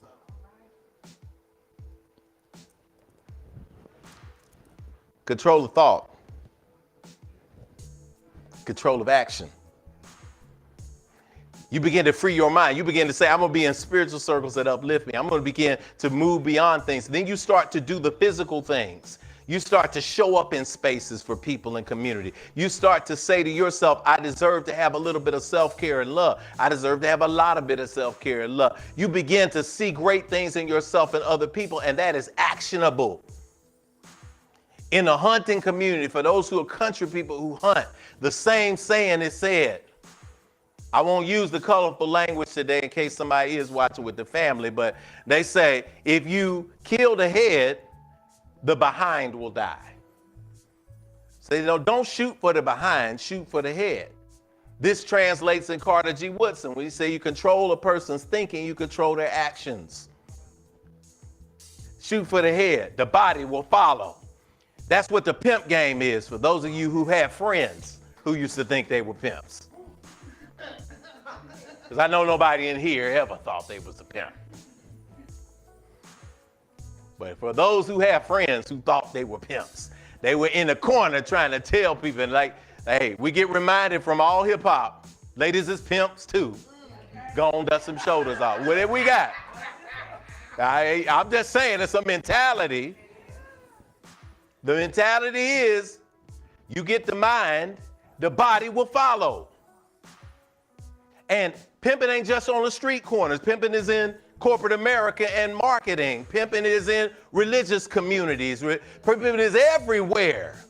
If you get the mind, the actions, the bodies will follow. So if you are trapped in a past reality, you cannot function moving forward with your present reality because you have voluntarily kept yourself locked in a space that you can no longer get back. And it's a self-fulfilling prophecy. Once you become aware of it, you've got to be able to move yourself forward. I'm going to say this because this is a word that comes up a lot when we talk about this. And I have fabulous discussions with my friends who are good therapists because we see this word a lot. I'm not even going to write it in cursive because I ain't taking a chance that y'all can read my cursive.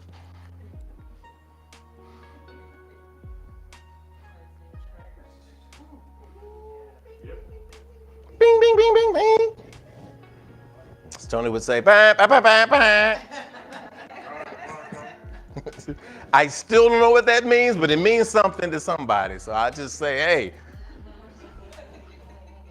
Count de Monte Cristo, Don DeMarco, I don't know the difference, but I know the horn sound.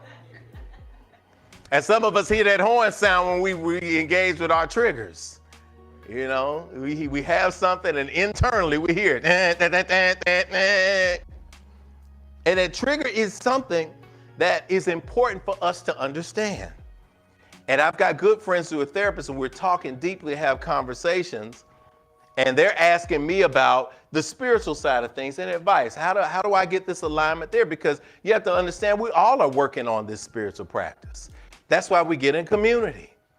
And they say, well, here are my triggers. And they go into this really good Maslowian, Freudian dissection of every single trigger I have.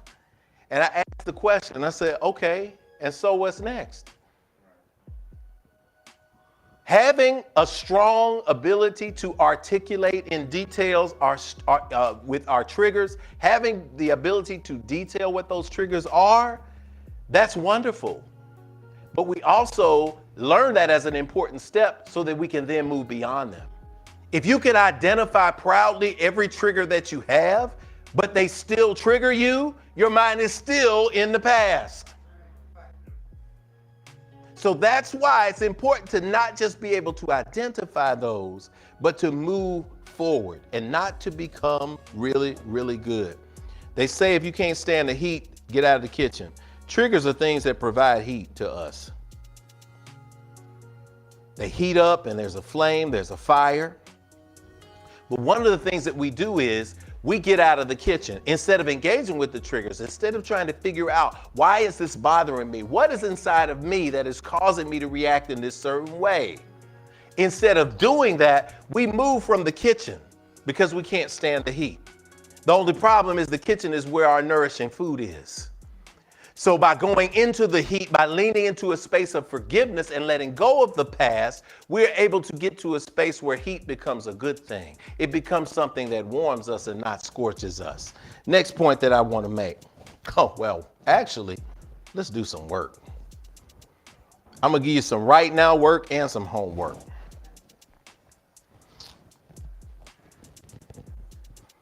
What triggers me?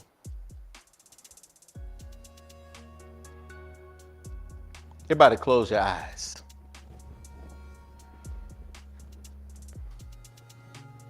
What triggers me?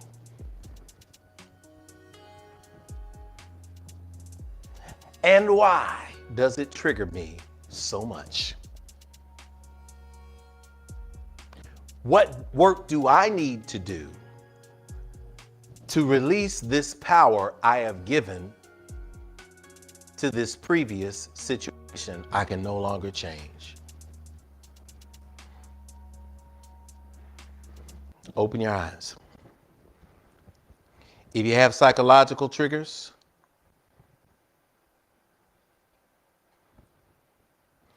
find some therapy, y'all. Find a good therapist who's going to be able to help you heal from the psychological wounds. If you have physical, that's activity. That's meditation. That's yoga. That's why we made that a part of what we do here at this community, to release that stress and that negativity and those triggers from the body. Money. That's another one. Does money trigger you? When people start talking about money, how does that feel when I say that word, money? I was with you till you said money. That's interesting. Why are you with me until I said money? I don't deal, man. I don't like that money talk, man. Well, how are you doing? No, man, money, man. I'm not doing too well, man. I don't like to talk about money. It's too much. I don't want to talk about too much. I don't want to. Okay, so then your attitude around the word money is repulsive. So if you're in a relationship with somebody and every time you come in the room, they look at you as if they are repulsed by you and that you sicken them, I hope nobody's ever had that feeling. But in case you could imagine what that's like to see somebody that you like and to walk up to them and they go, that ego would be shredded. You'd be hurt to the core because you thought you were looking good and smelling good and feeling good. Money as an energy has that same energy as well. That when it's there and it's in abundance and the entire universe is in abundance and it's there for anybody to access when they open their minds to it and they walk in a room, money walks in a room and you're like, then guess what? It ain't gonna date you anyway. And if you're triggered by it and by the conversations, do what you need to do to understand it. Take a budgeting workshop. Take a financial planning workshop. Go to see somebody who can help you learn about investing, putting together a conscious understanding and relationship with money and what you do with it in the world. That allows you to release. Second point I'm giving you today. Freedom from resentment means forgiving everyone, including, and most importantly, yourself. Give yourself a pass for the past. One of my wonderful things that I had to work through myself was this concept here. Everyone. You have to be able to say when you look at people, it's okay. I forgive you. And the forgiveness has to come not from a space of superiority, where you think that you're better than this person because I'm forgiving them because they are below me and they know not what they do. We are forgiving from a place where we are saying, I am not going to allow myself to carry the things that you did that hurt me into my present reality. There is no fruit to be born from that approach. You have to open your heart to say, even those people that did the worst things to me, I am willing to forgive. Forgiveness does not mean that you are transforming yourself into a doormat. That's different. But forgiveness is simply saying, I love myself enough in this moment to not bring you into this stuff where I'm experiencing right now. I'm at the best time of my life. I'm on the cusp of the greatest things that I have that the universe has given for me. Why would I turn from that and put up my wall and hold on to something that is an albatross around my neck when I have the opportunity to let go?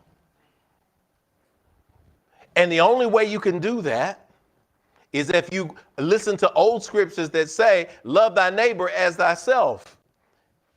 People get that mixed up.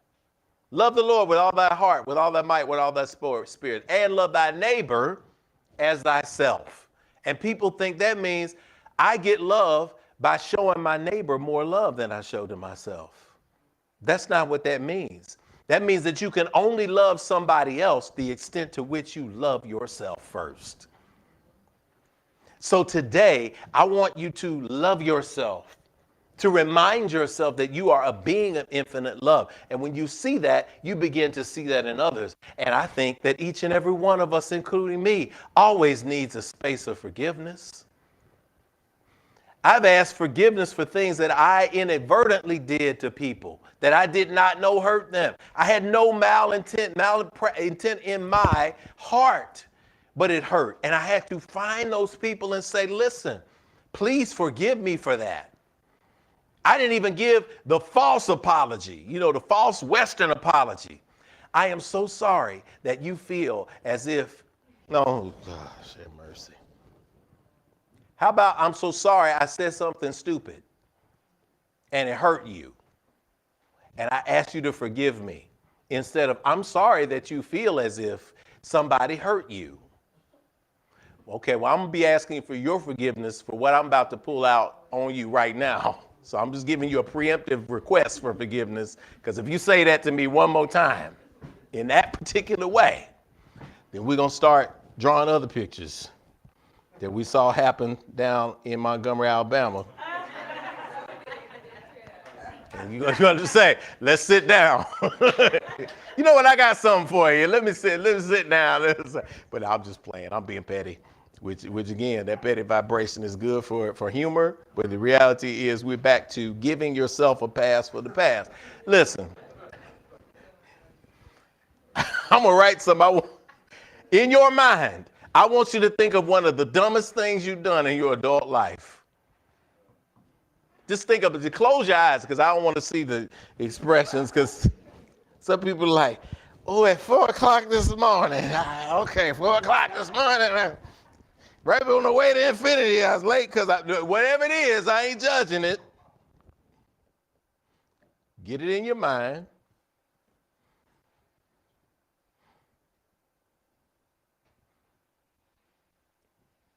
Yep, should give you some feelings. Oh, man, what the heck? All right, open your eyes.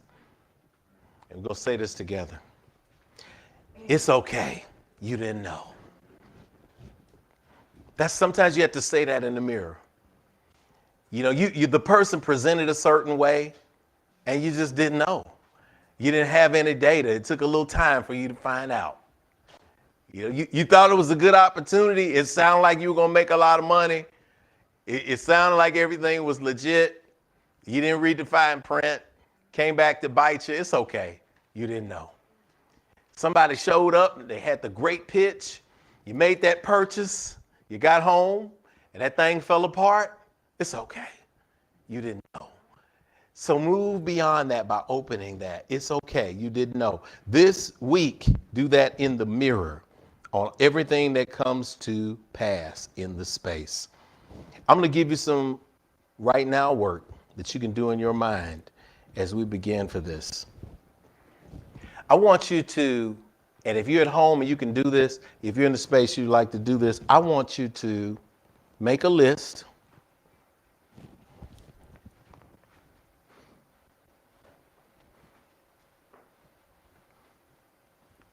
of everyone that has done you wrong. And I'm going to put this in quotations.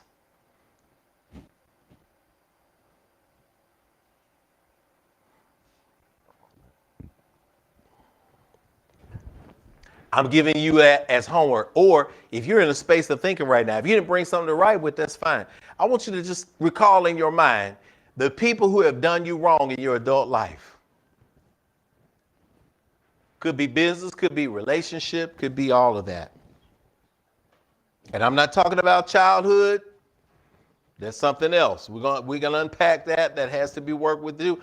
I'm talking about your adult, grown-up, sentient life.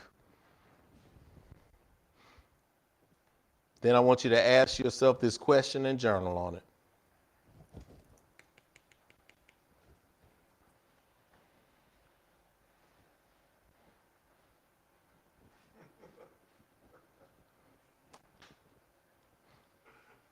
We're sticking it to it. We're sticking it to it today. We ain't playing today, y'all. This is the real work. When you say spiritual practice, I'm serious. I really do love. I love a good message. I love a good energy. I love when the spirit is flowing. I love when the music is popping. I love all of that. But me personally, I've learned that what I love the most is seeing growth. And growth takes consistency, it takes work, and it takes the courage of being able to dig deep and ask yourself, what was my role in this drama? That's where the forgiveness and the freedom from resentment comes, because your role may have been that you saw the red flags and you kept on anyway. That you saw the dents that you took to your heart. You saw the dents that you took to your family. You saw the dents that you took to your dreams, and you kept on anyway. You dug a little deeper. You stayed a little bit too long in a situation that wasn't great for you. All of those things looking back. But I want you to ask yourself, what was my role in this drama? What inside me needed to be in proximity of something that made me codependent? What was I lacking in a spiritual space that made me seek for something external that was going to affirm me? Because freedom from resentment equals courage. It equals the courage to say that sometimes I have to be all right when I'm by myself. Because as I love myself and I'm okay, I give others permission to love me as a whole and complete human being, as a spirit navigating this human experience. So when you get to that, when you write that list, you go back on there and you see, who do I need to forgive? When I still read that list, I might get to 1, 2, and then I get to 3. I'm like, 3, 4, 5. Okay, 3 is the one you need to forgive. Action real time. Everybody close your eyes. Breathe in and breathe out. Pick somebody or something if you have that list right now, and focus your energy on them. Try not to be enraged. We're going to see what they look like. We're going to remember that situation. And I want you to see that person for all that they did to you, all that you participated in. And I want you to see that person with a radiant halo of light around them. Yeah, I know. There it is. That's the work. You mean fire, Reverend Jeff? No, not fire. I got somebody. Oh yeah, thank you, man. No, not that. Radiant light. We could at least get a sun lamp. No, radiant, holy light, love light. The peacefulness that you desire in those moments of high frequency where you say, this is it, I have clarity, I am operating in this space of nirvana, I'm operating in this space of seeking samadhi, as they say in the yogic tradition, this place of peace, this love that I have, impose it on them. See them as growing and glowing, walking in their best dreams and purpose, happy and healthy and wealthy, free from resentment themselves. Deep breath in. Exhale, send them that light as you blink your eyes back open. We think about loving our so-called enemies. We often think, I can't love my enemy. Why would I love my so-called enemy?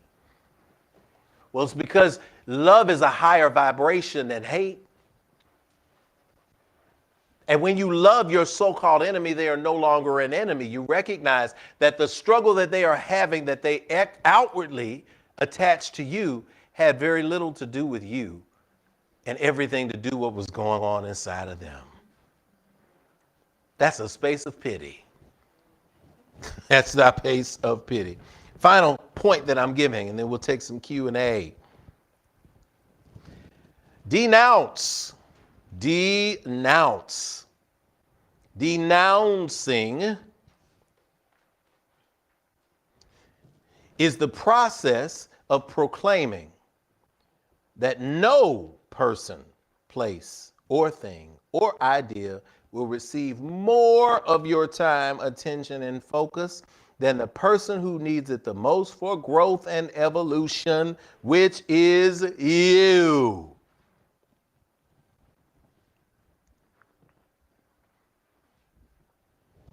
I came out of a ritual culture. Ritual is important. Sunday service is a ritual. It's a way to say, I know every single Sunday I am going to a space where I can be renewed, I can be poured into. It is a fountain. Rituals are very important. And people call and say, I need a ritual. I need a ritual to cleanse my space. I need a ritual to bless my children. I need a ritual to put my family together in matrimony. I need a ritual to cleanse my house, whatever it may be. Those are important. However, if you have a ritual minus a behavioral change,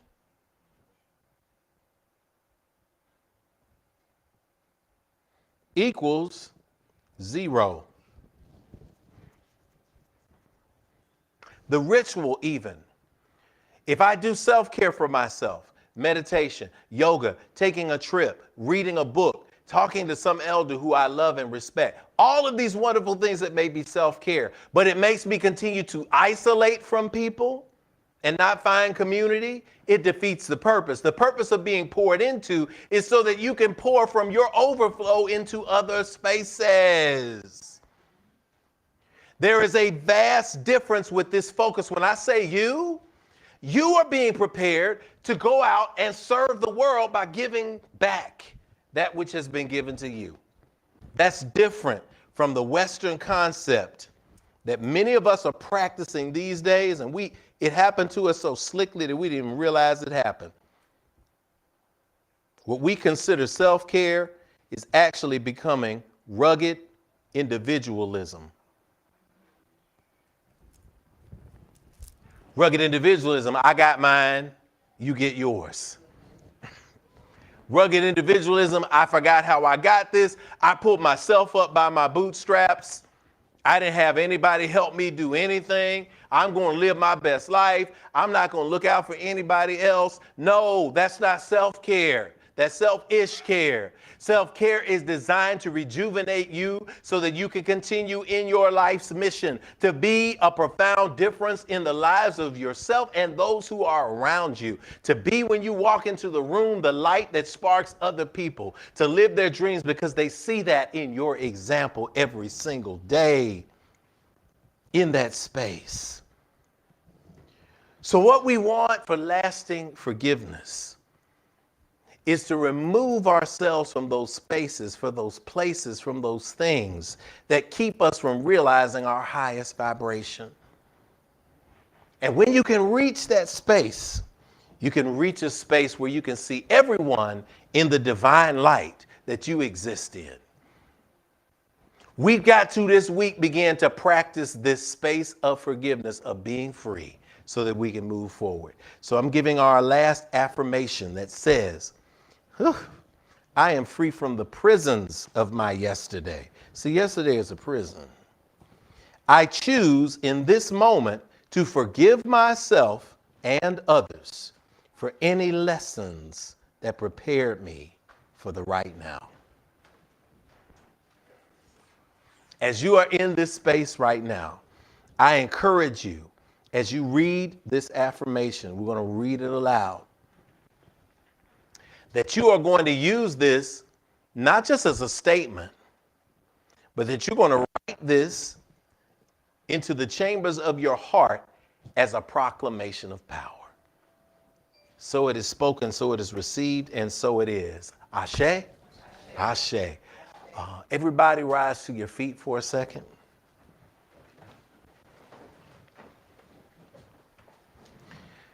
Place your hands over your heart. Take a deep breath.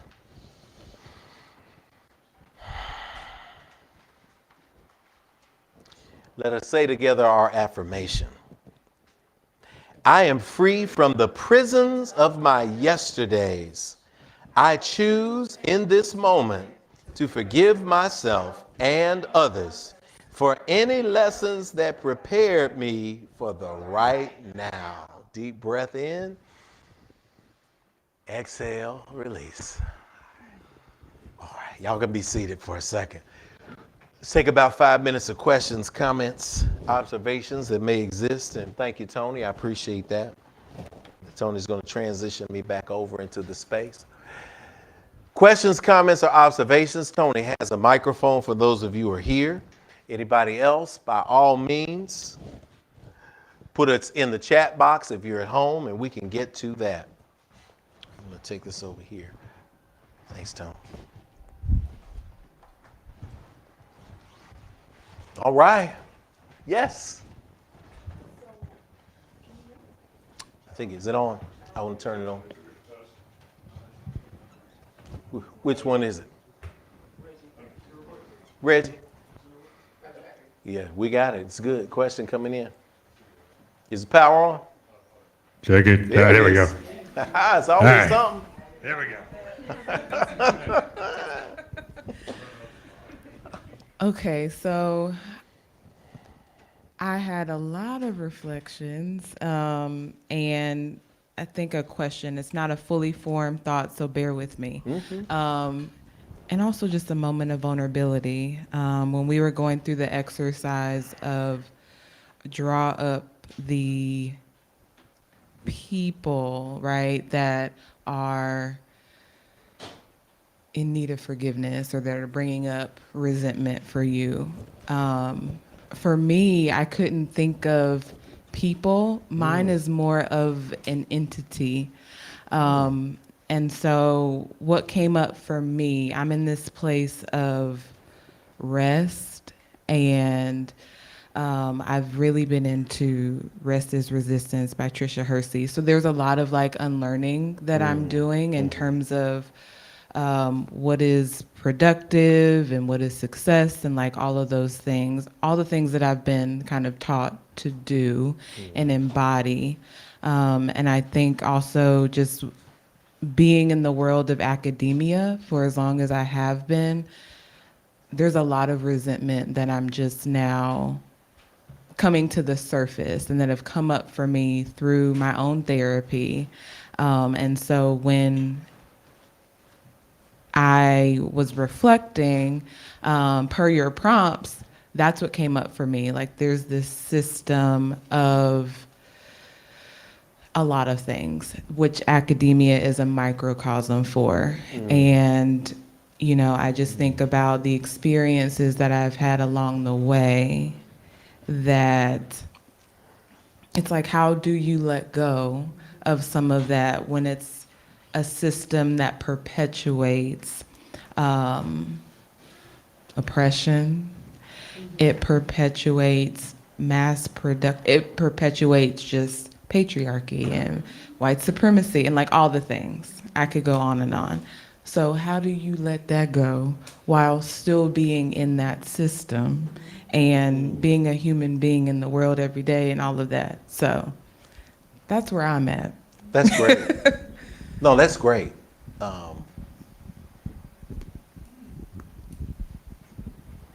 We think about denouncing.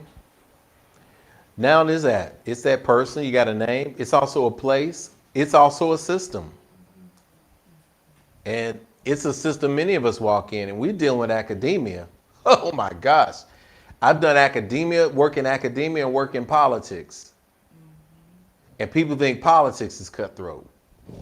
No, spend a little time in academia too. And there are things that are beyond your ability to control, that are fixed, that are there. We ask the question, how do we let go? Or how do you let go? I'm going to ask this question.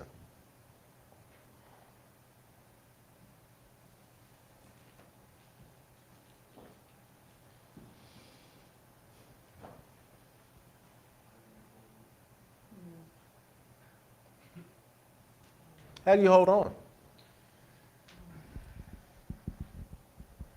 And I just presume that you're good at it. So what are the things that help you to hold on to it, a system? So for me, it's really dialectical. So on one hand, it is me remembering my why. That's how I hold on some days. And that why could be a paycheck, right? It could be certain people or, connections that I've made. It could be for my clients and the students that I work with. And I came to this in therapy. I, with my therapist, had to come to the place of acceptance that this system is never going to meet my needs. And that was really hard, like going and still going through like that grief process. I'm writing this down under this. And I'm writing, grief is necessary.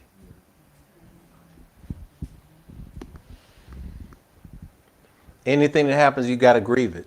Grieving is loss of job. It's loss of human beings. It's loss of everything. You cannot not grieve. So it's interesting that when we look at this and we just put it on a piece of paper and we say, how do I let go? Well, how do you hold on? Well, hold on, something, I don't know why, but we're very clear. And I appreciate you being open about that, because the question becomes, how do I hold on? Well, I remember my why. I remember that this system is not going to meet my need. I remember that grief is necessary. And that's how I hold on. I think it's pretty doggone fascinating. If I do a little experiment in real time here, that if I take these things and move them to this column. See what you did there. How do I let go? Well, I remember my why. That I'm not here to serve this system. I'm here in spite of this system. All right, I'm curious. How do I let go? I remember that the system is not going to meet my need. So I don't expect that the system is going to give me what I'm supposed to have. I give me what I'm supposed to have.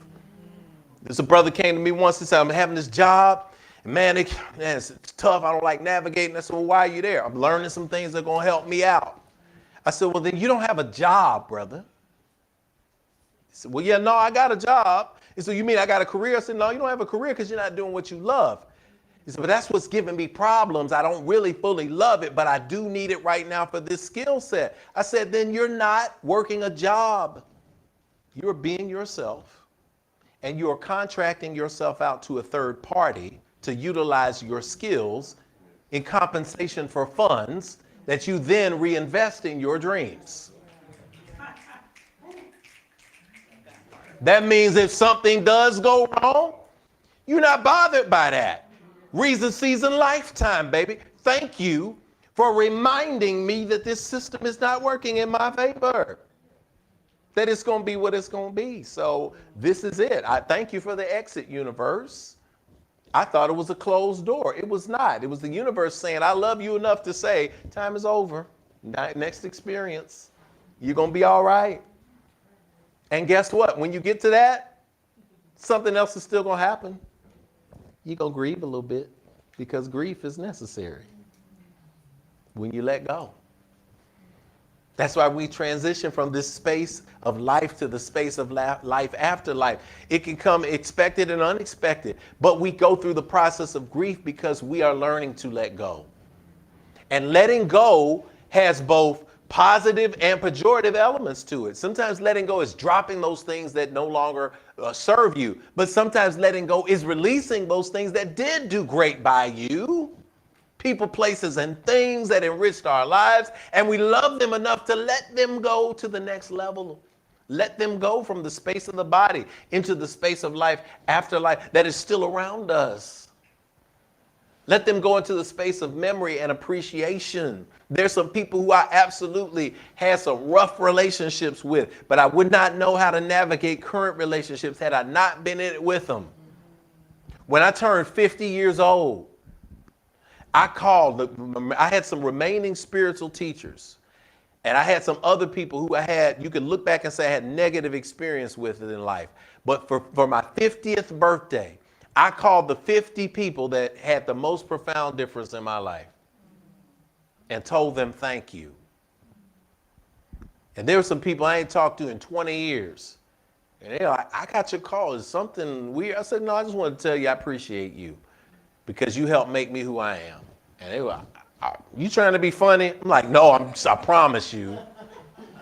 Here's what I learned, and it wasn't negative, but I appreciate you. And even in that, I found during those 50 phone calls, those 50 visits, or some of the 10 visits maybe, I found that I reached a space of release and relief. And there were times when I was unpacking, so I was like, you know what? Well, I was telling you I appreciated you for what we struggle with, but then I realized I was completely wrong to say this particular thing that particular way. I was so insensitive about that one topic. I didn't realize what it did to you. I'm sorry for that. It may be years later, but that's resentment and moving on. Great question. That was awesome. All right. Yes.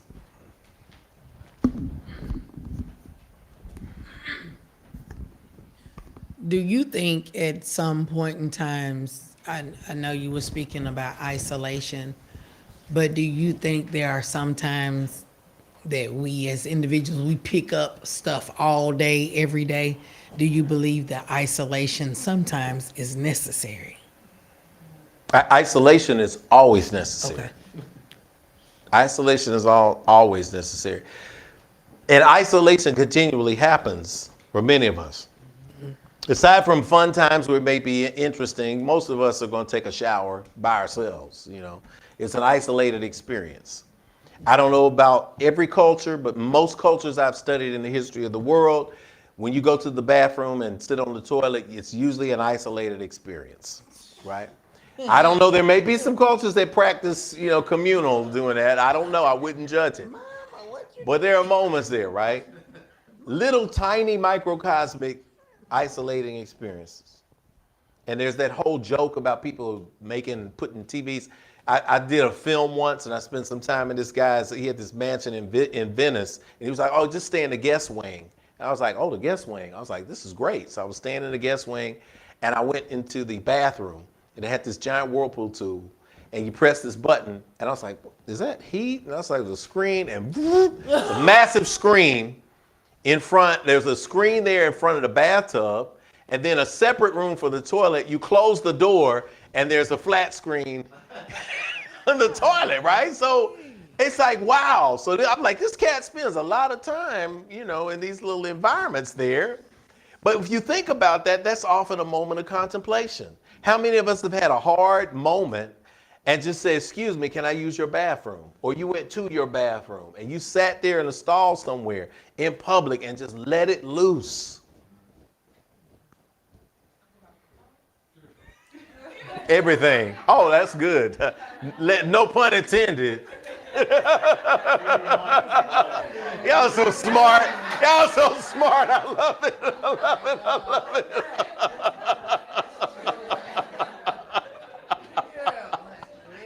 Now, we're always teaching in the space about duality and double, triple meanings in ancient wisdom. I love it when it has modern practical application. But definitely, you let those spaces loose. But isolation, consider this, you consider isolation, and I'll call it ISO, that's what they call it in technical terms. You have ISO that happens in the micro, that's individual. Then you have it in context of the macrocosm. When you think about isolation in the macrocosmic sense, you have stars. Look into the night, you see the cosmos. But the cosmos that we see, the landscape of the beautiful stars that are billions of years away from us, many of whom have died already, and it's gotten to us, the cosmos, the visual representation of the universe, is only beautiful because it's made up of individual stars. So we look and see the cosmos as one unit, when the reality is that one unit is a bunch of tiny little units who are bright enough to shine. So each and every one of us cosmically has a space where, in order to be a part of a shining universe of stars, we have to commit to our own light first. So yes, isolation is important. Isolation to the point where it becomes unhealthy, though, where it makes us mean-spirited and angry, and I just don't like to be around people. People get on my nerves, and that's when you reach this point where it's unhealthy. But there are many times where you have to be able to put up your church finger and say, it's time for me to go on this. This is too far for me. I need to rapport. As we always say in the classic illustration of the teacup, we often think of pouring out of the teacup into other people. But the reality is, nothing is pouring back into us, so we end up empty. If we flow from the divine source and we let that be our source, then what happens is we experience abundance in a beautiful way that overflows. And from the overflow, others are fed. So we always want to live in the overflow. And that overflow space will give us the ability to isolate when we need to. Because guess what? Prayer is isolation. I can say prayer and I can give everybody a model for prayer. I can give you an affirmative model for prayer. Start with gratitude, then begin to list the things that you are grateful for.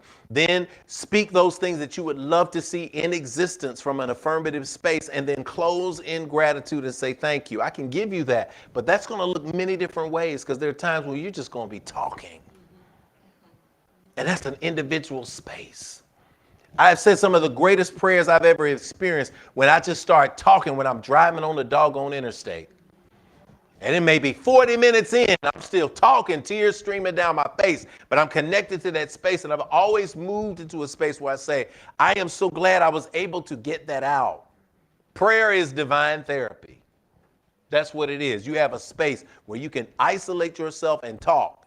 And then if you are quiet, you can listen. That's when it reaches meditation. And you can hear what Spirit has to say uniquely for you. So yes, isolate to the healthy space until you can receive that which they can then produce the overflow.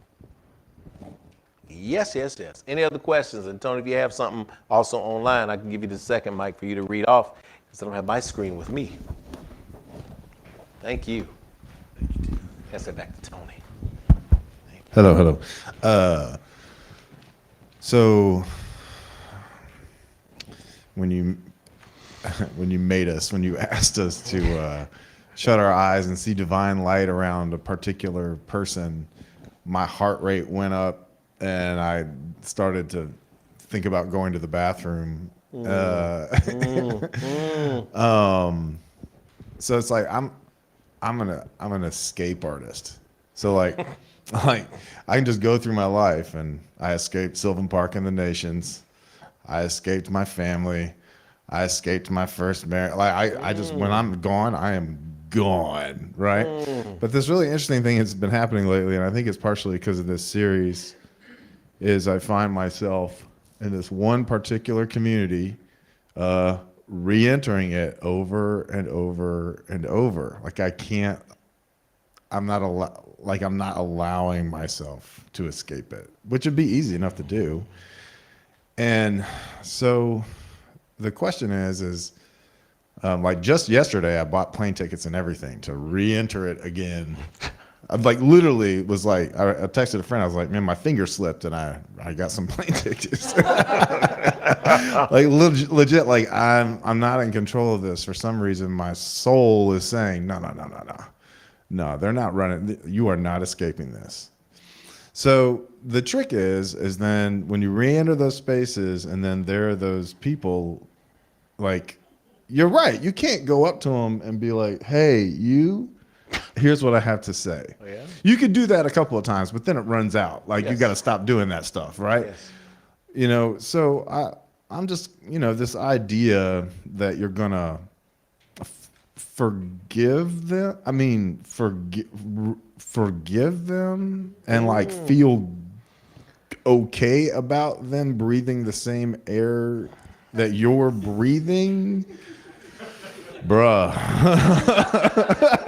I know.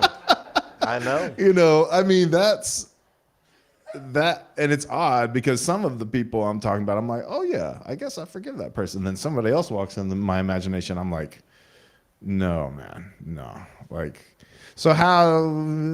What do you do? What do you do about all that? When you can't escape, and you've got to be there with those people. How do you make it so that it's not just like gonna ruin your whole day when that particular person enters the room? If you don't have the answer, I'm going to revoke my membership to the Infinity Fellowship. And you know why I know you'll do it? Because you are an escape artist. I am. And I like and I appreciate that you be offering that because you said it. I am an escape artist. This is a proclamation, right? And when we talk about a proclamation and an affirmation, or a proclamation through affirmation, affirmation is a combination of word plus feeling, right? Once it's there and it's taken into action, it becomes a habit. 21 days plus equals a habit. Much of your life, you have definitely become, and you are, an escape artist. I remember re-entering, and if you ever want to have an experience of re-entering, be a little fella who did not peak in high school and go back to your high school reunion with the people who did peak in high school.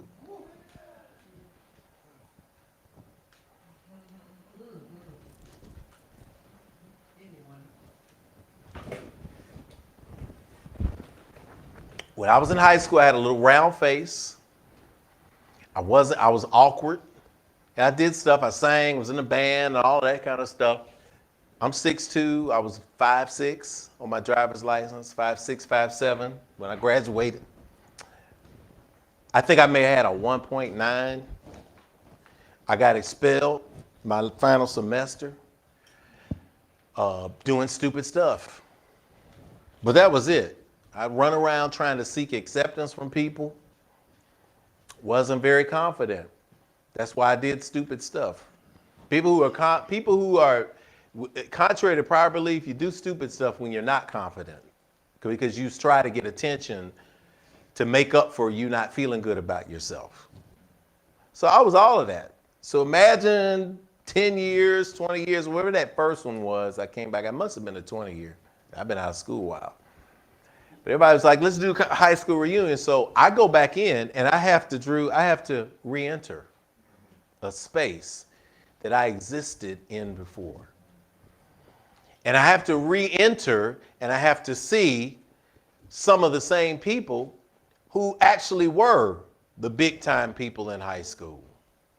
They actually were the presidents of the organizations and the Latin clubs and the mass societies and the sports teams and all of that. And I had to re-enter a space where my status in relation to them was lesser than. So consider that feeling of going back into a space where in those spaces you were the lesser than. I carried something with me in re-entering that space because people came in and immediately was, oh my God, Jeff Carr, oh my God, little Jeff Carr. I remember when Jeff Carr was so little that he did, and they just start going on and I'm laughing. In my mind, because I remembered my why. And I remember that I chose to go back into this space, but because I recognized that going back into that space, I was not the same person operating with the same dynamic, then all the shock and the ooh and the oh, I saw you on TV and all of this, the dynamic shifted. And I saw several people who were attempting to relive the dynamic. You'll see that. You go to a homecoming somewhere. Somebody play. Yeah, I saw you on TV. I pledged you though, man. I pledged you. I know you did. I know. I was there. Well, see, I pledged you. I told you. I was like, I know. I also had parents who did, they did a lot for those 19, 20 years up before that. So them 8, 12 weeks, that was accent. I appreciate it, but it's not like you took me out of a womb and then in 12 weeks you made me into everything that I am. But it was okay because in the college campus there are those dynamics as well. And there are people who like to go back to the time when they were running the yard. But they're not running the yard now. So people attach to places where they have power of importance. So that work that I'm giving you, Drew, especially this homework, is when we talk about I'm an escape artist,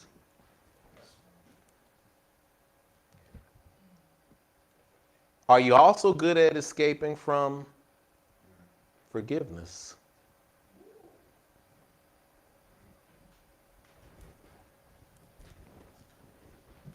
But if you make that your affirmation with no judgment on whether that's a good or negative affirmation, you can also be an escape artist and escape from the bonds of the past.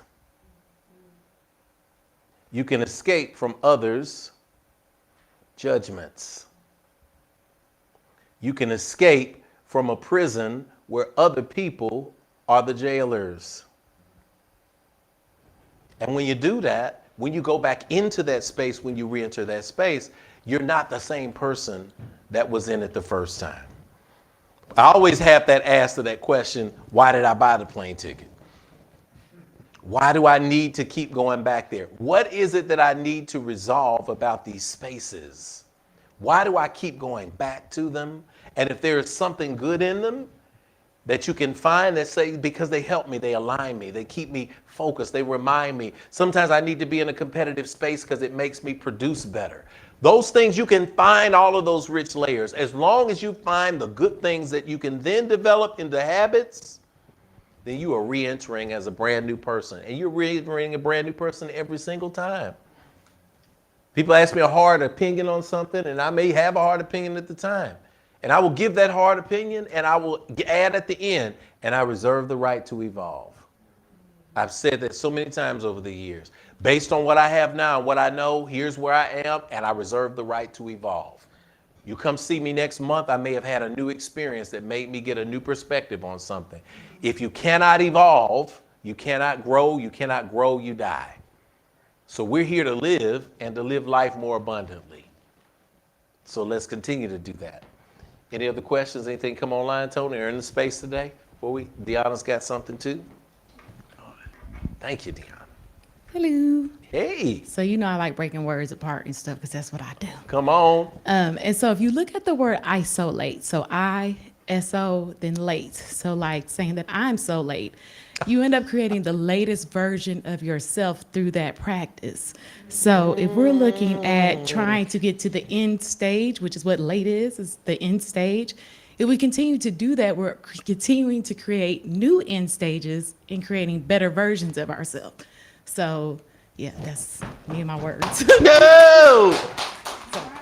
Give it up. I love it, right? All right. That's my sister right there. I raised her, right? That's beautiful. We'll pass it over there. And Tony, again, if you got somebody online that's got a question or comments, I want you to read it out for us. All right, thank you. Mine is like a quick on to that. Yeah, I just want to name a gratitude of feeling in tribe right now. It's very hard to have some of these conversations with even people you talk to every day, so like feeling grateful in this moment. But exactly what you said has like been an affirmation that I have been doing. and it is around like self-acceptance, self-worth, all of these different things, and particularly healing. Like, we talk about the inner child, but we don't talk about the inner teenager, or a lot of like places where a lot of boundaries get put on us, of like systems of how you're supposed to be, and you lose a lot of your light, you know. So one of the affirmations I've been saying is like, I am the greatest version of myself today. I like that. I am the greatest version of myself. So every day, you know, you are the greatest version that has ever been. I am the greatest version of myself today. I love it. It's not just affirmative, but when you talk about today, it's grounded in the right now. It literally is, y'all. And we know that understanding that fearfulness that comes, that regret that comes when we're looking back, and that anxiety that comes when we're looking forward, all of that is relieved by just living in this moment. Sister Brown, that was a great one. I am the greatest version of myself today. And to use my South Latin Nashville colloquialisms, and I'm finna be better tomorrow. I take it however it comes. I'm finna be better tomorrow. And if I'm not, wherever I am, I'm okay today. Sometimes we're dealing with trauma and grief, and it's so fresh that we just have to say, I'm okay. I'm okay today. I got up and I showed up. That's huge. Then the elders say, keep living. The elders will say that. Keep living. They'll say that. I learn that every single day. Every tick that goes by on my personal clock. I'm like, man, woo, keep living. But I get to say from an experiential space, do not carry stuff with you. It ages you. I've seen too many people in even my age group, which I consider very young. I see that, and I see people, they checking out left and right. So it's not guaranteed this moment. That's why you got to live. We got to live in this space. Our space of pouring libations and recognition of the ancestors, there are names that come in from 9 to 99 and beyond that are being called out. And we recognize that they are here on this earth, but they're no longer physically on this earth with us, but they're in the creation space, but they did something that made us remember them. So don't hesitate to do something that will make people remember you. And I don't mean remember you because they want to put you on a list of all-time greatest, or they want to say, here are the accomplishments that they had. Here's how long their bio is, that we have to give a link and we can't write it in a funeral program because of all the great things that they did. The greatest accolade that you can ever get is how you made somebody feel when you came around them. There are teachers who may not have all of the published research in journals and books that are there. But consistently, as their time expired, people came up and said, they made me believe I could do everything. That's an impact. So each and every one of us has an impact that we're going to leave on this world. And the way we get to that space is to not be shackled to the past anymore, but to live in the right now, to remove that wall that takes us into the greatest days we're ever going to see, as we are the greatest versions of ourselves today. Good. Anything online there, Tony? If you stream us, matter of fact, I can go over to the podium too. That way I can see it as we get ready to close service. We had a great service today. Yeah. All right. And we Here we want go. to, yes. All right. Here we go. Thank you, sir. All right. So we have Tashana Lindsley. Tashana, what we And have? she says, it's so hard not to resent parents that you really want a relationship with, but they just don't have it to give. I understand all the things, but still, how do I make peace?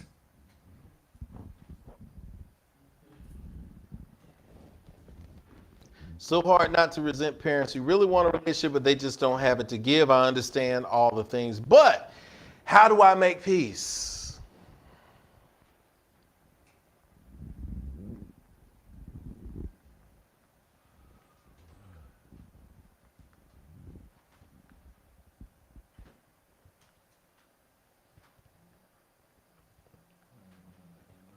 This is a powerful affirmation, but I'm going to tell you, it can be a hard one.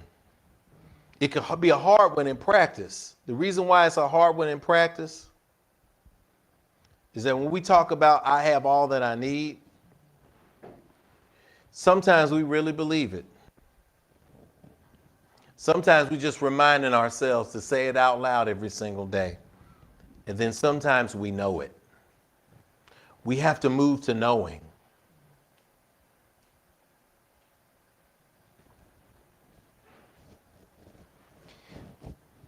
We're human beings. We're not birds. Bird has a nest of babies. They wind that wing up and flip them on out of that joint. Keep on going. They do. They just lock them. Dogs have a litter. You know, they'll hang out for a while, but without human intervention in the streets, those dogs get on out in the world and find their own pack. Some will become alpha dogs, some become betas, some become all of them. Find their way to the street and go on. Lions travel in packs and families. They look out for each other to an extent. But human beings have this thing called a prefrontal cortex, and somewhere in this part of our midbrain, we have this ability to create sets and codified concepts, including 42 principles of Ma'at, 10 commandments, these kind of things. The things that separate us from what we perceive to be the lower animals is we are so smart that we create all of these wonderful rules for ourselves. And then we punish ourselves when we don't follow our own rules because we're so smart. But one thing that we learn from nature in this space is we have this intense desire, because it's there, it's biological, we bonded. We may have come from the womb, we drank the breast milk, we were raised in a household, it was never perfect, but parents did the best they could. And then as we grow up, we still want almost a childlike relationship with them. Mommy, hug me. Daddy, love me. Please give me this. Even though the childhood space has moved on. And if you're here and you're sentient, and you're able to think about these things, your parents did what they were supposed to do. They got you here. Everything is icing. But when we turn to the concept of I have all that I need, let me tell you about people whose parents were not there for them, but the universe sent Miss Jones from across the street. Or they sent a coach from school that kept them from getting in trouble. Or they sent somebody from a church or a spiritual community that looked out for them and got them to grow. They found their way to a school or to college or somewhere, and people appeared to be in that role of parent and elder. We have this desire, but I say it all the time. I learned it when I was 25 years old, and I've never forgotten it. In life, you get what you inspect and not what you expect.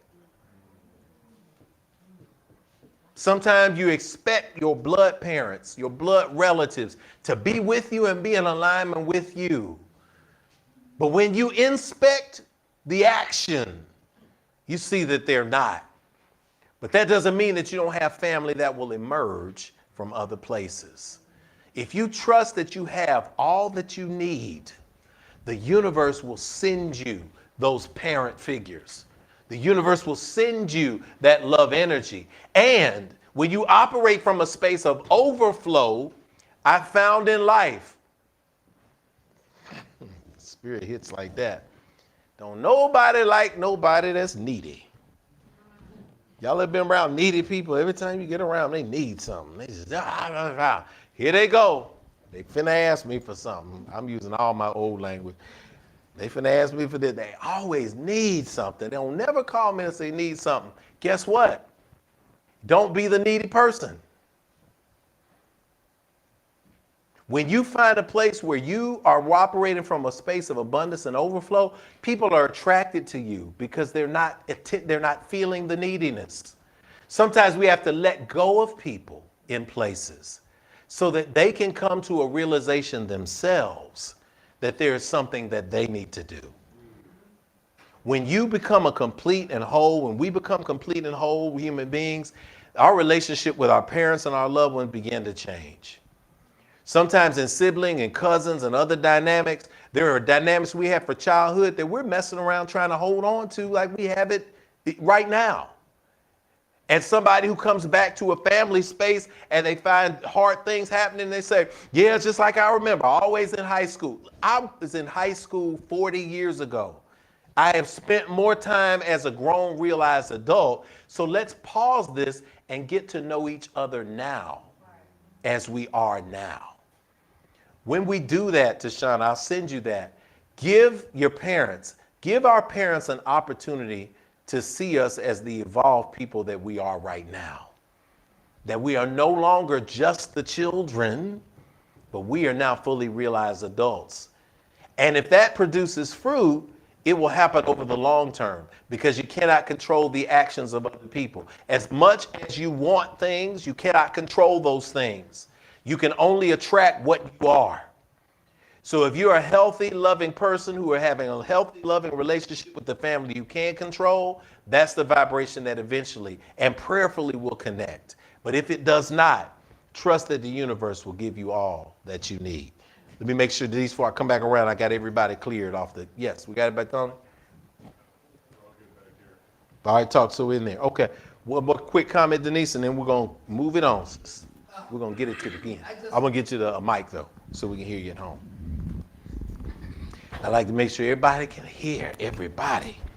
I just wanted to kind of tag on to Shauna because my grandparents were a very large part of my life. And so when I moved here to Nashville and I became intertwined with the Jeff Carrs and the Sharon Hurts and the other people that were ultimately good for me, I had a battle of guilt because what was instilled in me, I learned differently. Nobody's going to treat you like your family does. And it was true because you became my family and other people became my family. But my grandparents instilled the only thing that they knew. And I had to say, hey, Denise, it's okay for you to keep what they gifted you, but their gifts were limited. And I had to be open to saying, you know what, it's some really good people. I meet some really good people. But it's like what is passed down, the expectation is there. So I already had the thought, oh, I'm moving to Nashville and people are going to be mad and mean and evil because it was instilled in me. And so I was like a ping pong ball for a while, and I talked to you a lot about it because I ended up feeling guilty because I was opening myself up to being treated well by people here because grandmama said it wasn't going to be this way. So sometimes we just have to break the expectation that has been instilled in us to create our own expectations. There it is. There it is. And give yourself the gift. Everybody here, I wrote it on the board. We say, hey, what has worked for me? Everybody's parent situation, parent-child dynamic is completely different. It's unique. But also I found that people can say what has worked for me, but when we're in a family dynamic, what can I control? If we focus our energy on what I control, fill in the blank may act a fool.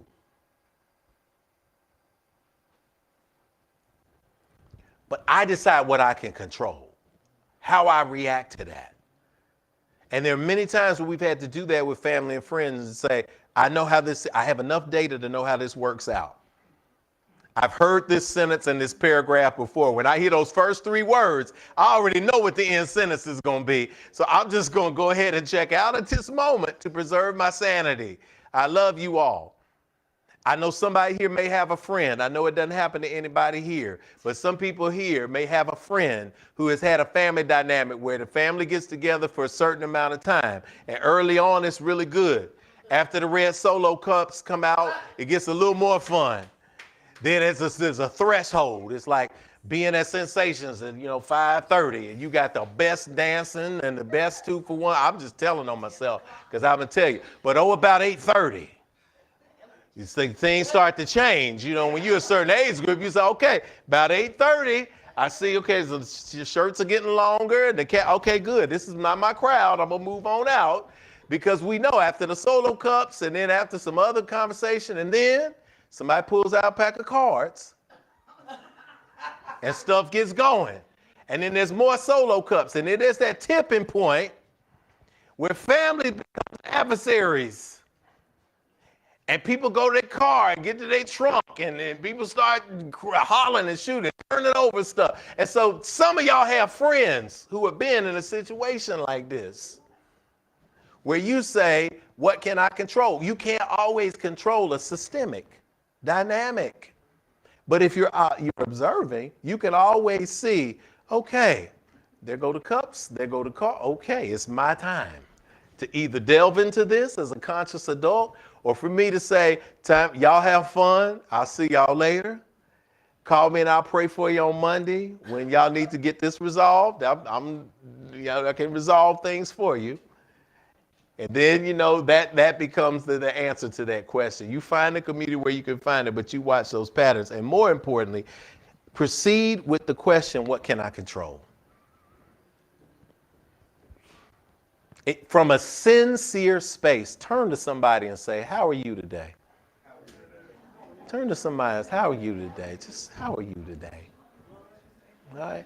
Now, what I felt it at home too, Infinite Streamers. Type in, how are you today? Call somebody's name in the chat. Find somebody in the chat and just say their name. How are you today?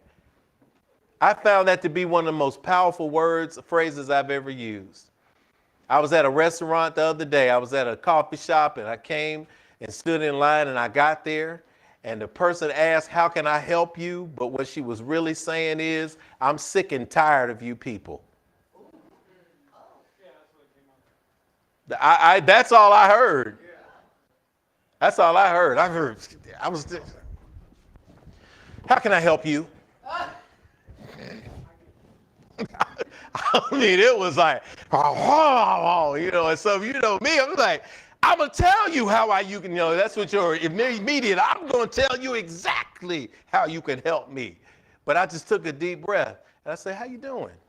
She's like, I'm fine. How can I help you? I said, well, here's my order. Let me get a coffee on there. She's like, is there anything else? I was like, no. But you good today? How's the workflow been? She's like, excuse me?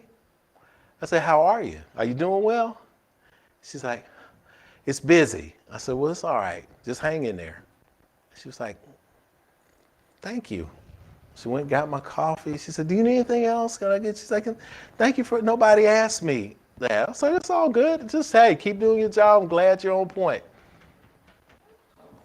And I was like, in my mind left, and she was just looking at me like, wow.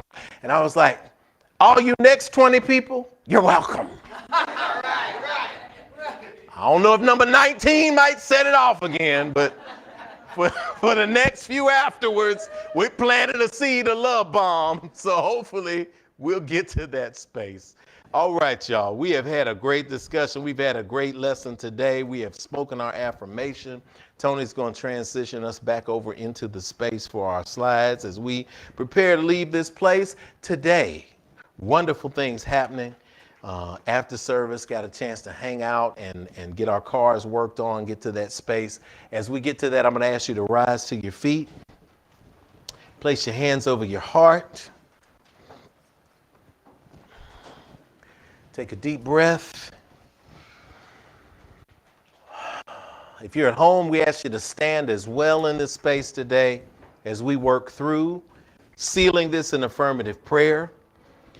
Limitless and abundant Creator, we give thanks in this moment today for the ability to examine our hearts, to look deep within us right now to those deep spaces that we hold that we don't talk to anybody else about. But how good is it that we can always talk to you? We can always share with you. We can always pour out into you. And in this moment, I give thanks for the ability to speak on behalf of those who are gathered here in this divine awareness circle. And just say thank you. Thank you for this moment of breathing and forgiveness that allows us to ask the question, what can we control? And to answer it, our vibration, our recognition that as your children, we are gifted to change. And so we release those things that no longer serve us in this moment today. We affirm in this space that we are free from the prisons of our yesterdays. We choose in this moment to forgive ourselves, and we forgive any others for any lessons that we have learned that prepared us for this right now moment. We send gratitude in the space today, and we speak pronouncement of covering for those whose hearts are hurting in this moment right now. Those who are dealing with bereavement, those who are dealing with loss, those who are dealing with grief. We embrace the space of celebration. We embrace the space of good. We embrace the space of peace. And we also speak a new level of manifestation for those who are focusing in this space on expanding their careers, expanding and changing their work environments. I speak the confidence of knowing that that little nudge inside of them that has been tugging at the inside of their heart all of this time, that is your voice saying, hey, when you're ready, I will shower you with all you need to live the purpose that I put you on this earth for. So we give thanks for that nagging. We give thanks for that growing in that space, that fire of love that is burning in a beautiful inside each and every one of us. So we share this light with the world as we gratefully accept this task to continue to show up and to blow up as representatives of your divine light. Thank you for the love. Thank you for community. Thank you for goodness, peace, and mercy. We speak these things and proclaim them to be so. And so it is. Amen. Amen. Hotep. Shalom. Namaste. Ashe. Deep breath in. Exhale, release. Deep breath in. Hold that right there. Feel that goodness, feel that love, feel that green light emanating from your heart. Exhale, release. Rub those hands together. On the count of 3, let us spread this light to the world and to give it to others from the space of abundance and overflow. 3, 2, 1. Send it. Yes, yes, yes. All hearts and minds are clear. Go ahead and grab somebody's hand near you. As we begin to rock and roll here in the space, we give thanks. Rock and swing a little bit to the left and the right. We want to give thanks to Tony and Josh today, and Daniel, who did our tech and hung with us in there. Charles and Angela Treese, our service and sanctuary engineers. Sister Lady Kanitha, who is with the Youth Power Zone downstairs. And of course, I'm giving thanks to the men of Infinity today. We're getting ready to go out and check some oil in cars and make sure your tires are aired up right. So make sure you pull around the back down there as directed so we can take care of ourselves and each other as a great community. We love it.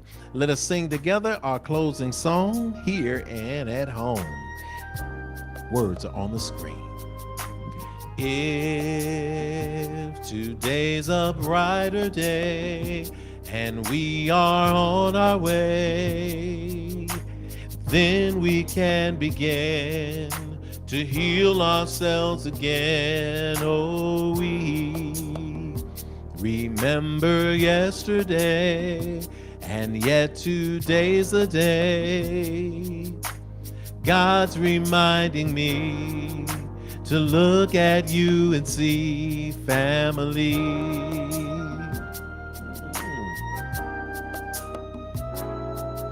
Oh, if today's a brighter day and we are on our way, then we can begin to heal ourselves again. Oh, we remember yesterday, and yet today's the day that God's reminding me to look at you and see family. God's reminding me, God's reminding me to look at you and see family. My God is reminding me, God's reminding me to look at you and see family. We speak and proclaim that the love of the infinite God, wisdom of the ancestors, and the infinite and abundant power of the universe rest, rule, rock, and abide with us henceforth, now, and forevermore. Let us sing together. Amen, amen, hotep shalom, namaste, ashe. All right, let's go forth in fellowship and in fun. Get you a sandwich or a snack or something out there. We got snacks, we got food. We're going to have a good time today, and we'll see you Infinite Streamers same time next week virtually for Yoga Sunday. Rev Jeff, we love you guys. That's a fact you cannot change. Peace.